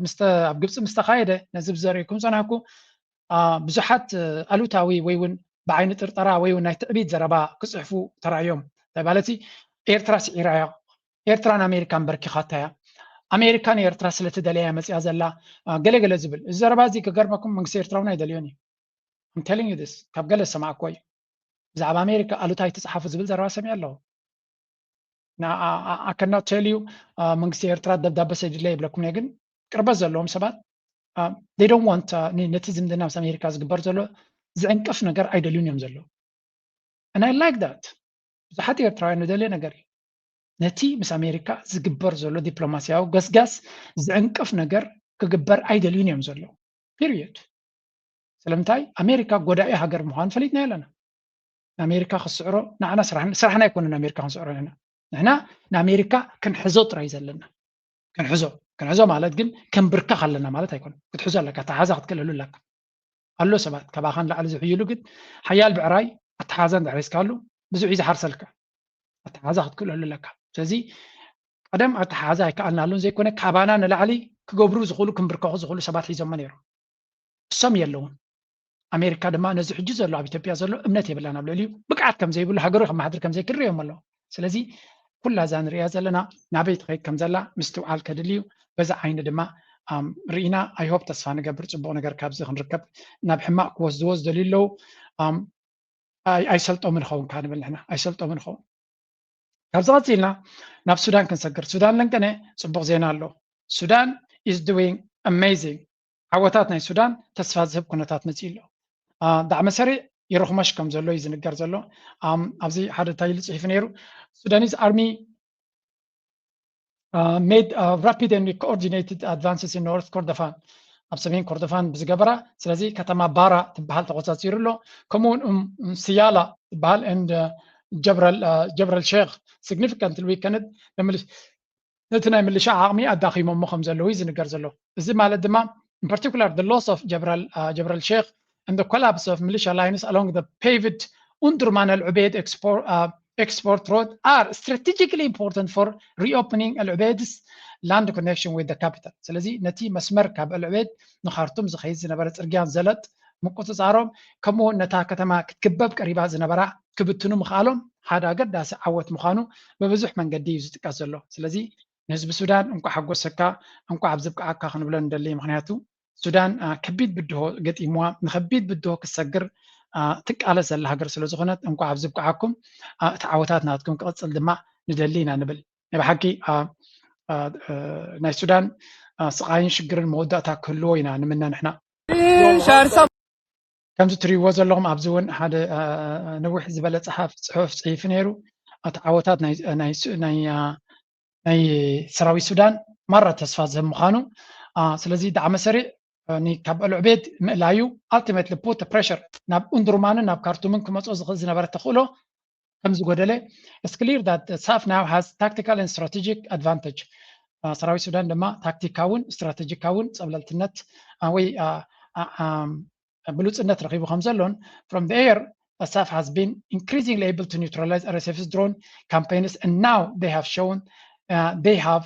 that their allied forces they have much stronger ground game ስለዚህ ካብ ሰማይ ኩሉ ግዜ ሰራዊት ሱዳን ጸብለልትነት ነይርዎ ሕጂ ድማ ኣባይታውን ሓያል ዝኾነ ምንቅስቃስ ገይሮም ኣለዉ strategically this victory combined with the decisive victory to retake Kurmuk and the recent wins along the Chad border in which is a new front of the war to put a pressure on the RSF western flank all suggests that for the moment the wind is in the army's sails እንታይ ዝብል ዘሎ ብኩሉ መንገዲ ርኢና ሰራዊት ናይ ሱዳን ተስፋ ዘለዎ ጉዕዞ ይገብር ኣሎ ኣገደስቲ ዓወታት ይመዝግብ ኣሎ ናብ ኢትዮጵያ ገፁ ዝኸይድ ዶብ ከም ዝሰዓሩ ዝዝከር ኮይኑ ነቲ ብሉ ናይል ንኩርሙክ መሓዝ ናይ ጽምዶ ደገሎ ናበሉ ብልጽግና ክእውይሉ ዝጸንሑ ንዑ ምቁጽጻሮም በቲ ሓደ ክኸውን ከሎ ብኻልእ መንገዲ ድማ እዚ ሕጂ ንሪኦ ዘለና ንዶብ ናይ ጫት ዘሎ ቦታታት እውን ተቆጻጺሮም ነይሮም ንሱ እውን ኣብ ግምት ኢቲኻ ሰራዊት ናይ ሱዳን ጽቡቕ ዝኾነ ገስጋስ ይገብር ከም ዘለዎን በዚ ገስጋሳት እዚ ድማ ኣብ መወዳእታ ከምኡ ድማ ነቲ ናይ ዳዕመ ስርዕ ሓይልታት ንታሕቲ ይደፍእዎ ከም ዘለውን ውፅኢት ናይ ዝኩሉ ንሪኦ ዘለና ድማ ኣሜሪካ ዋላ ምስ ሱዳን ኮይና ወለቕ ዘለቕ ትብል እንተላ ሰራዊት ሱዳን ምስቲ ኢማራት ዝበሃል ኣብ ከቢድ መዋጥራት ይዎ ዘሎ ግን ሓገዛቱ ንዳዕመ ስርዕ ጠጠው ዘይበሎ ሰራዊት ሱዳን ጽቡቕ ተስፋ ረኺቡ ከም ዘሎ ኢና ንርኢ ዘለና ይመላኣልካ ጽቡቕ ዓወታት ይኹነልካ ክንብል ንደሊ ከምዚ ኩሉ ሰብ ከም ዝከታተሎ ዘሎ ድማ እዚ ጉዳይ እዚ ልዑል ኣገዳስነት ክህልዎ ዝኽእል ምዃኑ ምግንዛብ የድሊ ኢና ንብል ዘለና just give me a second ኣበየላታ ቻርት መሲሉኩም እዚኣ እንድያ ጽቡቕቲ ስእሊ እንደደልየ ነይረ ግን ኣይረኸብኩን ኣለኹ ብሓፈሻ እቲ ናይ ሱዳን ዓወታት ክንሪኦ ከለና ምስቲ ናብ ኤርትራ ከይድዎ ዝነበረ እሞ እዚ ኣብ ሱዳን ኣብ ግብፂ ዝተረኣየ ዝምድናታት እውን ኣብ ግምት ርኢኻ ናይ ሱዳን ዓወት ብዙሕ ተስፋታት ዝበካ ኩነታት ኣለዎ ናብ ኣብ ልዕሊኡ ንመን ትወስኸሉ ንፋኖን ንህወሓትን ካወስኸሉ ነገር ምስ ብልጽግና ምስ ስርዓት እዚ ጉዳይ ትግራይ ፖለቲካ ትግራይ ፀገም ትግራይ ብሰላም ተዛቲኻ ኣይፍትሕን ሞኪርናዮ ኢና ኣይኮነን ብሰላም ኣይኮነን ኣረጋጊፂ ድሕሪ ስምዕ ፕሪቶርያ ኣረጋጊፁ ቀደሙ ነይሩ ድሕሪ ስምዕ ፕሪቶርያ ግን ምሳና ድማ ኣይኮነን ድሕሪና ክንደይ ውግእ ከም ዘሎ ትፈልጡ እዮም ኣምሓራ ኣሎ ኦሮሚያ ኣሎ ዕብይ ዝበለ ዕብይን ኣሳ ቤንሻንጉል ኣብ ጉሙዝ ኣብ ዝተፈላለዩ እውን ኣሎ ሓዊ ውልዕ ኢላ ተዓዲ ድሕርቲ ናይ ትግራይ መኸተ ድሕሪ ስምዕ ፕሪቶርያ ካሊእ ሓዊ ሕዚ እውን ኣብ ሓዊ ዘሎ ፖለቲካዊ ሕቶ ዘቐረበ ብጥይት ናይ ደርጊ ነይሩ እምቢ ኢላለ ሰው ጥይት ኣጉርሰው ኢሉ ሕቶ ዝሓተተ ብጥይት ዕርፎ እዩ ብዘት ኣይኮነ ተዓዲ ተወሊዓ ገለ ስለዚ ናይ ሰላም ናይ ትግራይ ጥራሕ ኣይኮነን ምስ ካልኦት እውን ምስ እቶም ኦሮሞን ፈቲኖ ኮይኑ ኣብ ታንዛንያ ብዲፕሎማሲ ተፈቲና እያ ኣይኮነትን ስለዚ ስርዓት እዚ ሰላም ኣይደልን ብሰላም ብዘተ ፖለቲካዊ ፍታሕ ዘምፅእ ሓይሊ ኣይኮነን ንሕና ሽግርና ስለንፈልጥ ጉድኣትና ስለንፈልጥ ኢና ፀኒሕና እምበር ብሰላም ፈትሐ ክሳዕ ዝብፃሕ በይንና ንሽከሙ ኢና ማለት ኣይኮነን ኣብ ደገ ኣዲስ ኣበባ እዮም ዝቃለሱ ዘለዉ ፋኖ ኣሎ ኣብ ደገ ኣዲስ ኣበባ ናይ ኦሮሞ ነፃነት ሰራዊት ኣሎ ኣብ ደገ ኣዲስ ኣበባ መሓዙት እኒሄውና ማለት እዩ ኣዲስ ኣበባ ክሳዕ ከም ትሪእዎ ዘለኹም እቲ ጉዳይ መራሕቲ ናይ ህወሓት መራሕቲ ናይ ትግራይ ንፁር ዝኾነ ዕላማ ሒዞም እዮም ዝኸዱ ዘለዉ ንብዙሓት ድማ ተስፋ ዝህብ ጉዳይ ዝብልዎ ዘሎ እዚ እዩ ንፁርነት ኣብቶም መራሕቲ እንተሎ ኮይኑ ንታሕቲ ገፁ ንፁርነት ክትፈጥር ትኽእል ኢኻ ከቢድ ኣይኮነን ሳልሰይቲ ክልተ ካልኦት ክውስኸልኩም እየ ለይተስ ካብ ኣማኒኤል ኣሰፋ ዝገበራ ብዛዕባ ዝህልው ዘሎ ኩነታት ዝበሎ ዘረባ ስሙ ምጥንኻር ሓበራዊ ምሕዝነት ቃልሲ ኣንጻር ብልጽግና ዝምልከት እዩ ኣየንብረና እንድሕር ኢልና ነዚ ዝኸውን ዓቕምታት መጀመሪያ ውሽጢ እዩ ካብኡ ግን ምሕዝነት ምጥንኻር እዩ ምሕዝነት ንዝጎደለካ ነገር እዩ ዝምልእ ንዝጎደለካ ነገር እዩ ዝምልአልካ ንስኻ ትምልአሉ ንሱ ይምልአልካ ስለዚ እታ ጉዳይ ኣብ ውሽጥና ኣትሓርፍ ዝጎደለና ነገር ክንመላላእ ግን ምሕዝነት የድልየና ሓደ ሓቂኻ ኣሎ ብዛ ዓለም እዚ ኣብዚ እዋን እዚ ብፍላይ በይንኻ ምንባር በይንኻ ምቅላስ ኣይከኣልን ሓቂ ኮይኑ ኣብ ዓለም እዚ ሓቂ ኮይኑ እዚ ኣሜሪካ ዝበሃል ክንዲ ብዛሕ ዝኸውን ዓዲ ዓለም ዘንቀጥቅጥ ዓዲ ኔቶ ዝበሃል ኣልያንስ ወይ ምሕዝነት ኣለዎ ኣብ ሓደ ዝገብሩካ ጉዳያት ተረዳዲኻ ኣብ ኩሉ ነገራት ትረዳዳእ ማለት ኣይኮነን ከምኡ ዝበሃል ፍልስፍና የለን ኣይዲዮሎጂያዊ መርኣይታት የለውን ከምቲ ናይ ቀደም ኣይዲዮሎጂ ሎሚ ኣይዲዮሎጂያዊ መርኣይታት የለን ኣብ ዓለም ብሄራዊ ረብሓ እዩ ኣብታ ጉዳይ ሲ ከመይ ትራኸብ ስለዚ ኣብዚ እዋን እዚ ኣንፃር ህልውናና ዝተሰለፈ ስርዓት ብልፅግና ዝበሃል ኣሎ ኣንፃር ህልውንኦም ስርዓት ብልፅግና ዝኾኖም ሓይልታት ኣለዉ ህዝብታት ኣለዉ ኣንፃር ብልፅግና የራኽበና በቃ መራኸቢና ምስ ይኸውን ማለት ሰገር ዝኸይድ መዓት ነገር ኣለና ናይ ህዝብታትና ረህዋ መፃኢ ጉዳያት ዝተኣሳሰረ ልምዓት ዴሞክራሲ ሰላም ዘድልየና ከዓ ስትራቴጂካሊ ከዓ መዓት ዘራኽብ ነገራት ኣለና ምስ መዓት ህዝብታት ምስ ጉራብትና ከምዚ እትሪእዋ ዘለኹም እዚ እቲ ንፁርነት ናይቲ ዕላማ ዝብሎ ዘለኹ ብሓፈሻ እቲ ተሓባቢርካ ምኻድ ሽርክነት ጌርካ ምኻድ ንኩሉ ከም ዝጠቅም ሕጂ ንህዝቦም ፅቡቅ ገይሮም የረዱ ኣለዉ ስለምንታይ ከምኡ ይብሉ ኣለዉ ነቲ ብልፅግና እቶም ባንዳታት ኣብ ምስ ብልፅግና ኮይኖም ዝፈጥሩሎም ዘለዉ ሓደጋ ንዕኡ ዚሮ ንምግባር ንህዝቦም ድማ ኣብ ጎኖም ንምግባር ሰፊሕ ዝኾነ ጎስጓስ እዮም ዘካይዱ ዘለዉ ስለዚ ኣይ ቲንክ ነዚ እዩ እቲ ቻለንጅ እቲ ውድድር ዘሎ እቲ ቅድድም ዘሎ ተጋሩ ንህዝቦም የዕንቅሑ ኣለዉ እቶም ባንዳታት ዝብልዎም ዘለዉ ድማ ነዚ ሓሳባት ናቶም ንምብታንን ንምብርዓንን ከይደቀሱ ክጉስጉሱ ይውዕሉ ኣለዉ ስምዕዎም ኣብዚ እውን ወረ ኩናት ካብ ምንዛሕ ካብ ምፍርራሕ ሓሊፉ ዓፈንቲ ሕግታት ብምውፃእ ህዝብና ዘበሳብሰሉ ሻዕብያ ከይተረፈ ዘሰክፎ ናይ ግፋ ኣካይዳ ብዝገደደ መንገዲ እናፈፀመ ትግራይ ናይ ዘይምርግጋዕን ናይ ህውከትን ዓዲ ኣብ ምግባር ሙሉእ ግዜኡ ዝሕልፈሉ ኣዴታት ዝተሰውኡ ደቀን ከይኣኽልወን ዝተረፉ ደቀን ከድሕና ድምፀን ብዘስምዓሉ ሰዓት ጥይት ዝትኮሰለን ብበትሪ ዝውቃዓሉ ዝጋፋዓሉ ኩነታት እናፈጠረ ዝርከብ ድሑር ጉጅለ እዩ ከምዛ እትሪእዋ ዘለኹም እዚ ንኣብይ ኣሕመድ ንምድሓን ኩሉ ዝከኣሎ ጥበብን ኩሉ ዝኽእሎ ቃላትን እናተጠቀመ እዩ ዝኸይድ ዘሎ ስለዚ እቲ ሓደ ኣብ ጎኒ ህዝቡ ኮይኑ ዝምድር ዘሎ እቲ ካልእ ድማ ኣብ መሬት ናይቲ ክወረኩም ይደሊ ኣለኹ ክበልዓኩም ይደሊ ኣለኹ ከጥፍኣኩም ይደሊ ኣለኹ ኣብ ዝብል መሬት ተፀጊዑ ከብዱ እናህጠረ ዝምድር ዘሎ ኢና ንርኢ ዘለና እንታይ ውፅኢት ድማ ናይ መን ከም ዝዕወት ኣብ ከለካ ክትግምቶ ትኽእል እዩ ስለዚ ሰፊሕ ዝኾነ ናይ ህዝባዊ ጎስጓሲ ዝካየድ ዘሎ ኣብ ትግራይ ነቲ ህዝቢ በቲ ናይ ድምፅታት ናይ ብልፅግና ተዘናቢዑ ዘሎ ተሓሳስባ ንምፅራግ መጠነ ሰፊሕ ዝኾነ ኩሎም ቶም መራሕቲ ናብ ህዝቢ ወሪዶም ሓደ በብወገኑ እዩ ዝሰርሕ ዘሎ ኣብዚያ ሓበራዊ ፅምዶ ድማ ናበርታ ይመጽ ጎረቤቶቻችን ጋር የጋራ ስትራቴጂክ ግንኙነት ወንድማማችነት አለን በየተራ ማጥፋት የሚፈልግ በየተራ ትግራይ እንዳደረገው ከትግራይ እንትን አድርጎ ወደ አማራ ክልል አሳልፎታል 8 ዓመት ከምናምን እየተቀጠቀጠ ያለው የኦሮሞ ህዝብ አለ አሁንም ወራለው ቀይ ባህር ይመለከተኛል ወራሃለው የሚለው የኤርትራ ህዝብ አለ በጎረቤትም ያው የምታውቁ ሱዳን በአውሮፕላን የሚደበደብ ጎረቤት አለ ከሁሉም ጋር መተባበር ከሁሉም ፍላጎት ካለው አካል ጋር ለመተባበር ዝግጁ ላለመጥፋት የሚደረግ ትብብር ነው ያለው ከምትሪእዎ ዘለኹም ታይም ዝብሉ ዘለዉ ብልፅግና ባዕሉ ዝፈጠሮም ብኩሉ መንገዲ አምሓራ ጨፍጭፉ ንተጋሩ ጨፍጭፉ ንኦሮሞ ጨፍጭፉ ኣሎ ዶብ ሰጊሩ ባሕሪ ኢሉ ንኤርትራ ከጥፊ ይብሎም ኣሎ ንሱዳን ድማ ንዳዕመ መሰሪዕ እናሳሰየ ዝገብሮም ዘሎ ስለዚ ኩሎም እዚኣቶም ሓደ ፀላኢ ኣለዎም ከምታ ማኔላ ሰፋ ዝበላ ሓደ ፀላኢ ንሱ ድማ ብልፅግና እዩ ነዚ ኣሊኻ ጉዳይና ኣለና ጉዳይና ግን ዘተኣሳስርካ ኣለና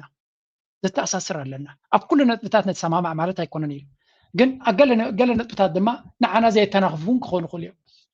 እቲ ቀንድን ቀዳምነትን ግን ሓደ ሓይሊ ንኩሎም ከበላሹን ክፅይቕን እንተኽኢሉ ድማ ክድምስስ ከም ዝኽእል እንታይ ክገብር ከም ዝኽእል ድማ ዝፈልጥዎ ኣካል መፂና ኣሎ ነዚ ንምእላይ ናይ ግድን ብዙሕ ሮኬት ሳይንስ ኣድልየካ ኣይኮነን ነቲ ፅምዶ ንክትፈጥር ሓደ ካብቶም ዓበይቲ መራሕቲ ድማ ነዛ ጉዳይ እዚኣ ትኽ ብትኽ ኣነፅር ኣቢሉ ንህዝቡ ዘስምዐ ነይሩ ባእ ጌርና ድማ ናብቲ ናትና ክንሰግር ኢና it's just too much clarity በዚሑ ትንፃረ ከመን ኣብ ዝመሳሰል ኣጀንዳን ዝመሳሰል ሓደጋን ገጢም እኳ ብሓባር ክሰርሕ ዘይምኽኣል ድንቁርናን ዕሽነት እንተዘይኮይኑ ካልእ ክበሃል ኣይኽእልን ስለዚ ብሓባር ምስራሕ ኣብ ዘለካ ኣጀንዳ ግቡእ እዩ ብንጹር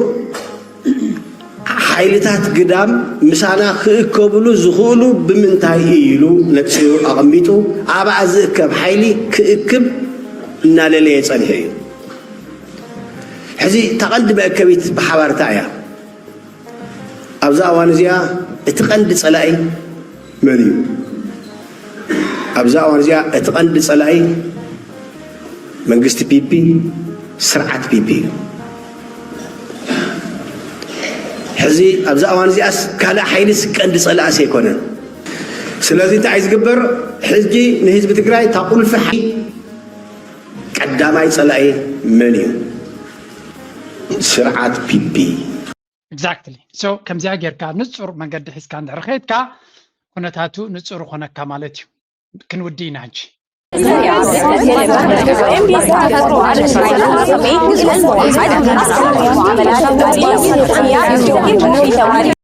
እዚ ናይ ብልፅግና ሓድሽ ኣገባብ ናይ ፕሮፓጋንዳ እዩ መዓት ኣዋልድ ቆፂሩ ገሊአን ብስፓኒሽ ብፍሬንች ብዓረብ ብእንግሊሽ በአምሓርኛ በኦሮምኛ ብኩሉ ከምዛ ትሪእዎም ዘለኹ ባሕሪ ይብላ ሓደ መዓልቲ ሓንቲ ኣጀንዳ ብኩሉ ካልእ መዓልቲ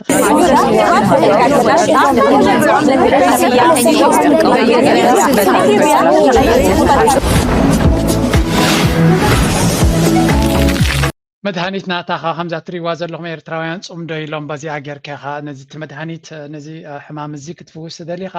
ፅምዶ እያ ሓተ ወሓተ ይብሉ ትግረ እታ መድሃኒት ናቱ ፍቱን መድሃኒት ናቱ ፅምዶ ምዃኑ እዮም ዝነግሩ ዘለዉ በዚኣ ጌርኩም ክትውድእዋ ትኽእሉ ማለት እዩ ገለገለ ከዓ ኣብዘይ ፅመት ፀሚዶም ዝወረዶም ዘሎ ሽግር ረኣዩ ንሰሓብ ኮለና ነቲ ግሩፐይ ናተይ ግሩፐይ ካይትትንክፎ ስጋብ ንዓይ እንቲሓ ኮይንካ እንታይ ትኾን ኣለኻ ስጋብ ዝብሉኒ ማንም ሰብ ነተፈታዊ ካይትንክፎ ማንም ሰብ ነተፈታዊ ካይትንክፎ እንዳበልኩ እያ ኣነ ዝላፈለፍ ነይረ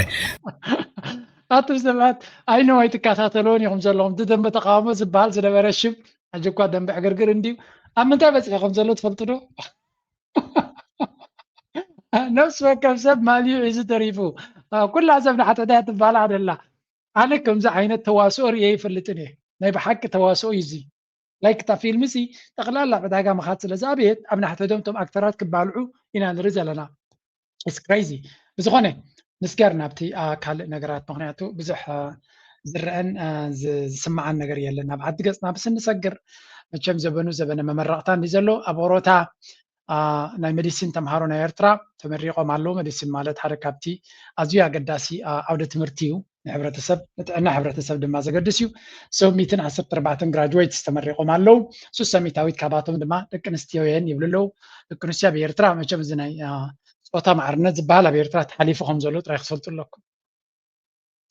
ኣመና ዝምክሓሉ ነገር ኣይኮንኩን ኣነ ምክንያቱ እቲ ፆታ ደቂ ኣንስትዮ ንላዕሊ ይመፃ ኣለዋ ወርስ ሃፐኒንግ ቶም ደቂ ተባዕትዮ ኸ ስለዝሓመቑ ዲ ዋላ ተን ደቂ ኣንስትዮ ስለዝሓየላየን መፅናዕቲ ዘድልዮ ኮይኑ ይስማዓኒ እዚ እቲ ደቂ ኣንስትዮ ንላዕሊ ክመፃ ኣዝዩ ደስ ይብለና ቶም ደቂ ተባዕትዮ ነቶም ደቂ ተባዕትዮ በሊፀንኦም ይመፃ እንተለዋ ግርም ምናልባቶም ደቂ ተባዕትዮ ካልእ ፀገም ከይህልዎም ከዓ ምክትታል ዘድልዮ ኮይኑ ይስማዓኒ ምናልባት ኩነታት ናይ ሃገርና እውን ቀሊል ስለዘይኮነ ንወዲ ተባዕታይ እውን ቀሊል ከም ዘይኮነ ምግንዛብ የድሊ ብዝኾነ ዌር ሃፒ እቲ ግራጁዌትስ ክንሪኦም ከለና ምናልባት ምስታ ስእሊ ካምፓስ ዝነበርኩም ኣስመራ ዩኒቨርሲቲ ወይ ተምሃርኩም ወይ ኣብኡ ዝሓለፍኩም እዚ ቦታታት እዚ ትዝክርዎ ትኾኑ ኢኹም ንዓይ ድሕሪት መሊስኒ እዩ ላቭ ስኩዌር በሃል ነይሩ እዚ ቦታታት እዚ ናይ ብሓቂ it's beautiful to see the ኣስመራ ዩኒቨርሲቲ ደጊምና ክንሪኦ ምኻልና ኣብዚ ሰብ ዝምረቕ ነይሩ ትቐደም and yeah it's good to see the buildings ከመይ ዝበለ ቅርሲ እኮ እዚ ገዛውቲ እዚ ድሕሪ ሪኢኻ ናይ ብሓቂ I hope ተስፋ ንገብር ኤርትራ ዘድሊ ፅገናታት ጌራ እዚ ዩኒቨርሲቲ ዝነዊሕ ከገልግል ዝኽእል እዩ ግን ብዘይ በዓል ሕደር ፅገና ዘድልዮ ምዃኑ ኣይጠፋእካን እዩ ከም ንሪኦ ዘለና ካልእ እዞም ምሩቃት ድማ ኣምላኽ መንገድኹም ዘበንኩም የፀብቐልኩም እዞም ምሩቃት ዘበንኩም የፀብቕ ካብቶም ቅድሚኹም ዝነበሩ ኣባኻትኩም ዝበለፀ ዝበፅሕ ይግበሮ ክትምዕብሉ ክትግስግሱ ኣብ ዓድኹም ከፍ ኢልኩም ሃገርኩም ከተልምዑ ንነፍስኹም ክትሃንፁ ንስድራኹም ክትኮኑ ድማ ናይ ኩሉ ኤርትራዊ ትምኒት እዩ ትምኒትና ክንገልፀልኩም ንፈቱ ስለዚ ኣምላኽ ይሓግዝኩም ኣብ ዘለኹም ድማ ኣብ ትደልይዎ ድማ የብፅሕኩም ፍረፃዕርኹም ስለ ዝረኣኹም ድማ እንኳ ሓጎሰኩም ክንብለኩም ንደሊ ኣንቲ ለንቀነ ካልእቲ ካብ ኤርትራ ዝወፀት ስእሊ እውን ከረየኩም Bergomen, Bergomen. I'm so happy to see you all. I mean, this is Switzerland, Europe in Asmara, so I'm very happy to see you and to see the friends from all over the world, and especially, of course, from Switzerland and with my good friend. ናይ ክብሪ ኣምባሳደር ናይ ኤርትራ ኣብ ስዊዘርላንድ እዩ ኣቶ ቶኒ ሎኸር ሓዛ ኤርትራ ፈታዊ ኤርትራ ኣብ ጎኒ ኤርትራ ንነዊሕ ዓመታት ደው ዝበለ ኣብ ግዜ ሕማቕ ኣብ ግዜ ውዑይን ዝሑልን ኣብ ጎኒ ህዝቢ ኤርትራ ደው ዝበለ ነዞም ኣብ ስዊስ ዘለው ድማ ብፍሉይ ዘገድሰና ዓይነት ሰብ እዩ ስለዚ ኣብ ኤርትራ ከይዱ ሓንቲ ግሩፕ ናይ መንእሰያት ህፃናት ሒዙ ከይዱ ኣብ ኤርትራ ኣብ ዝገበርዎ ግብጃ ዝዛረበሉ ዘሎ እዩ ኣብ ኩሉ ድማ ብትግርኛ ክዛረብ እውን ዝፍትን ክብሪ ናይ ህዝቢ ኤርትራ ዘለዎ ሓድነት ናይ ህዝቢ ኤርትራ ዝኽብር ከምዚኣቶም ሳሕቲ ግዜ ዝርከቡ እዮም ስለዚ በዛ ኣጋጣሚ ተራኺብና ነርና ብዝሓለፈ ኣኼባ ከለና ግን ብዙሕ ተራኺብና ስለ ዘይንፈልጥ ነቲ ኩሉ ናይ ኤርትራ ስለ ኤርትራ ንዝገበሮ ብሽመይን ብሽምዞም ተኸታተልትን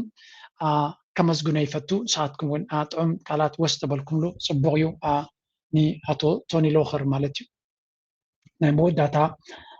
ቪድዮ ናተይ ካብ ውሽጢ ኤርትራ እዩ ብርግፅ ከም ትሪእዎ ዘለኹም ቅንያት ፌስቲቫል ስለ ዝኾነ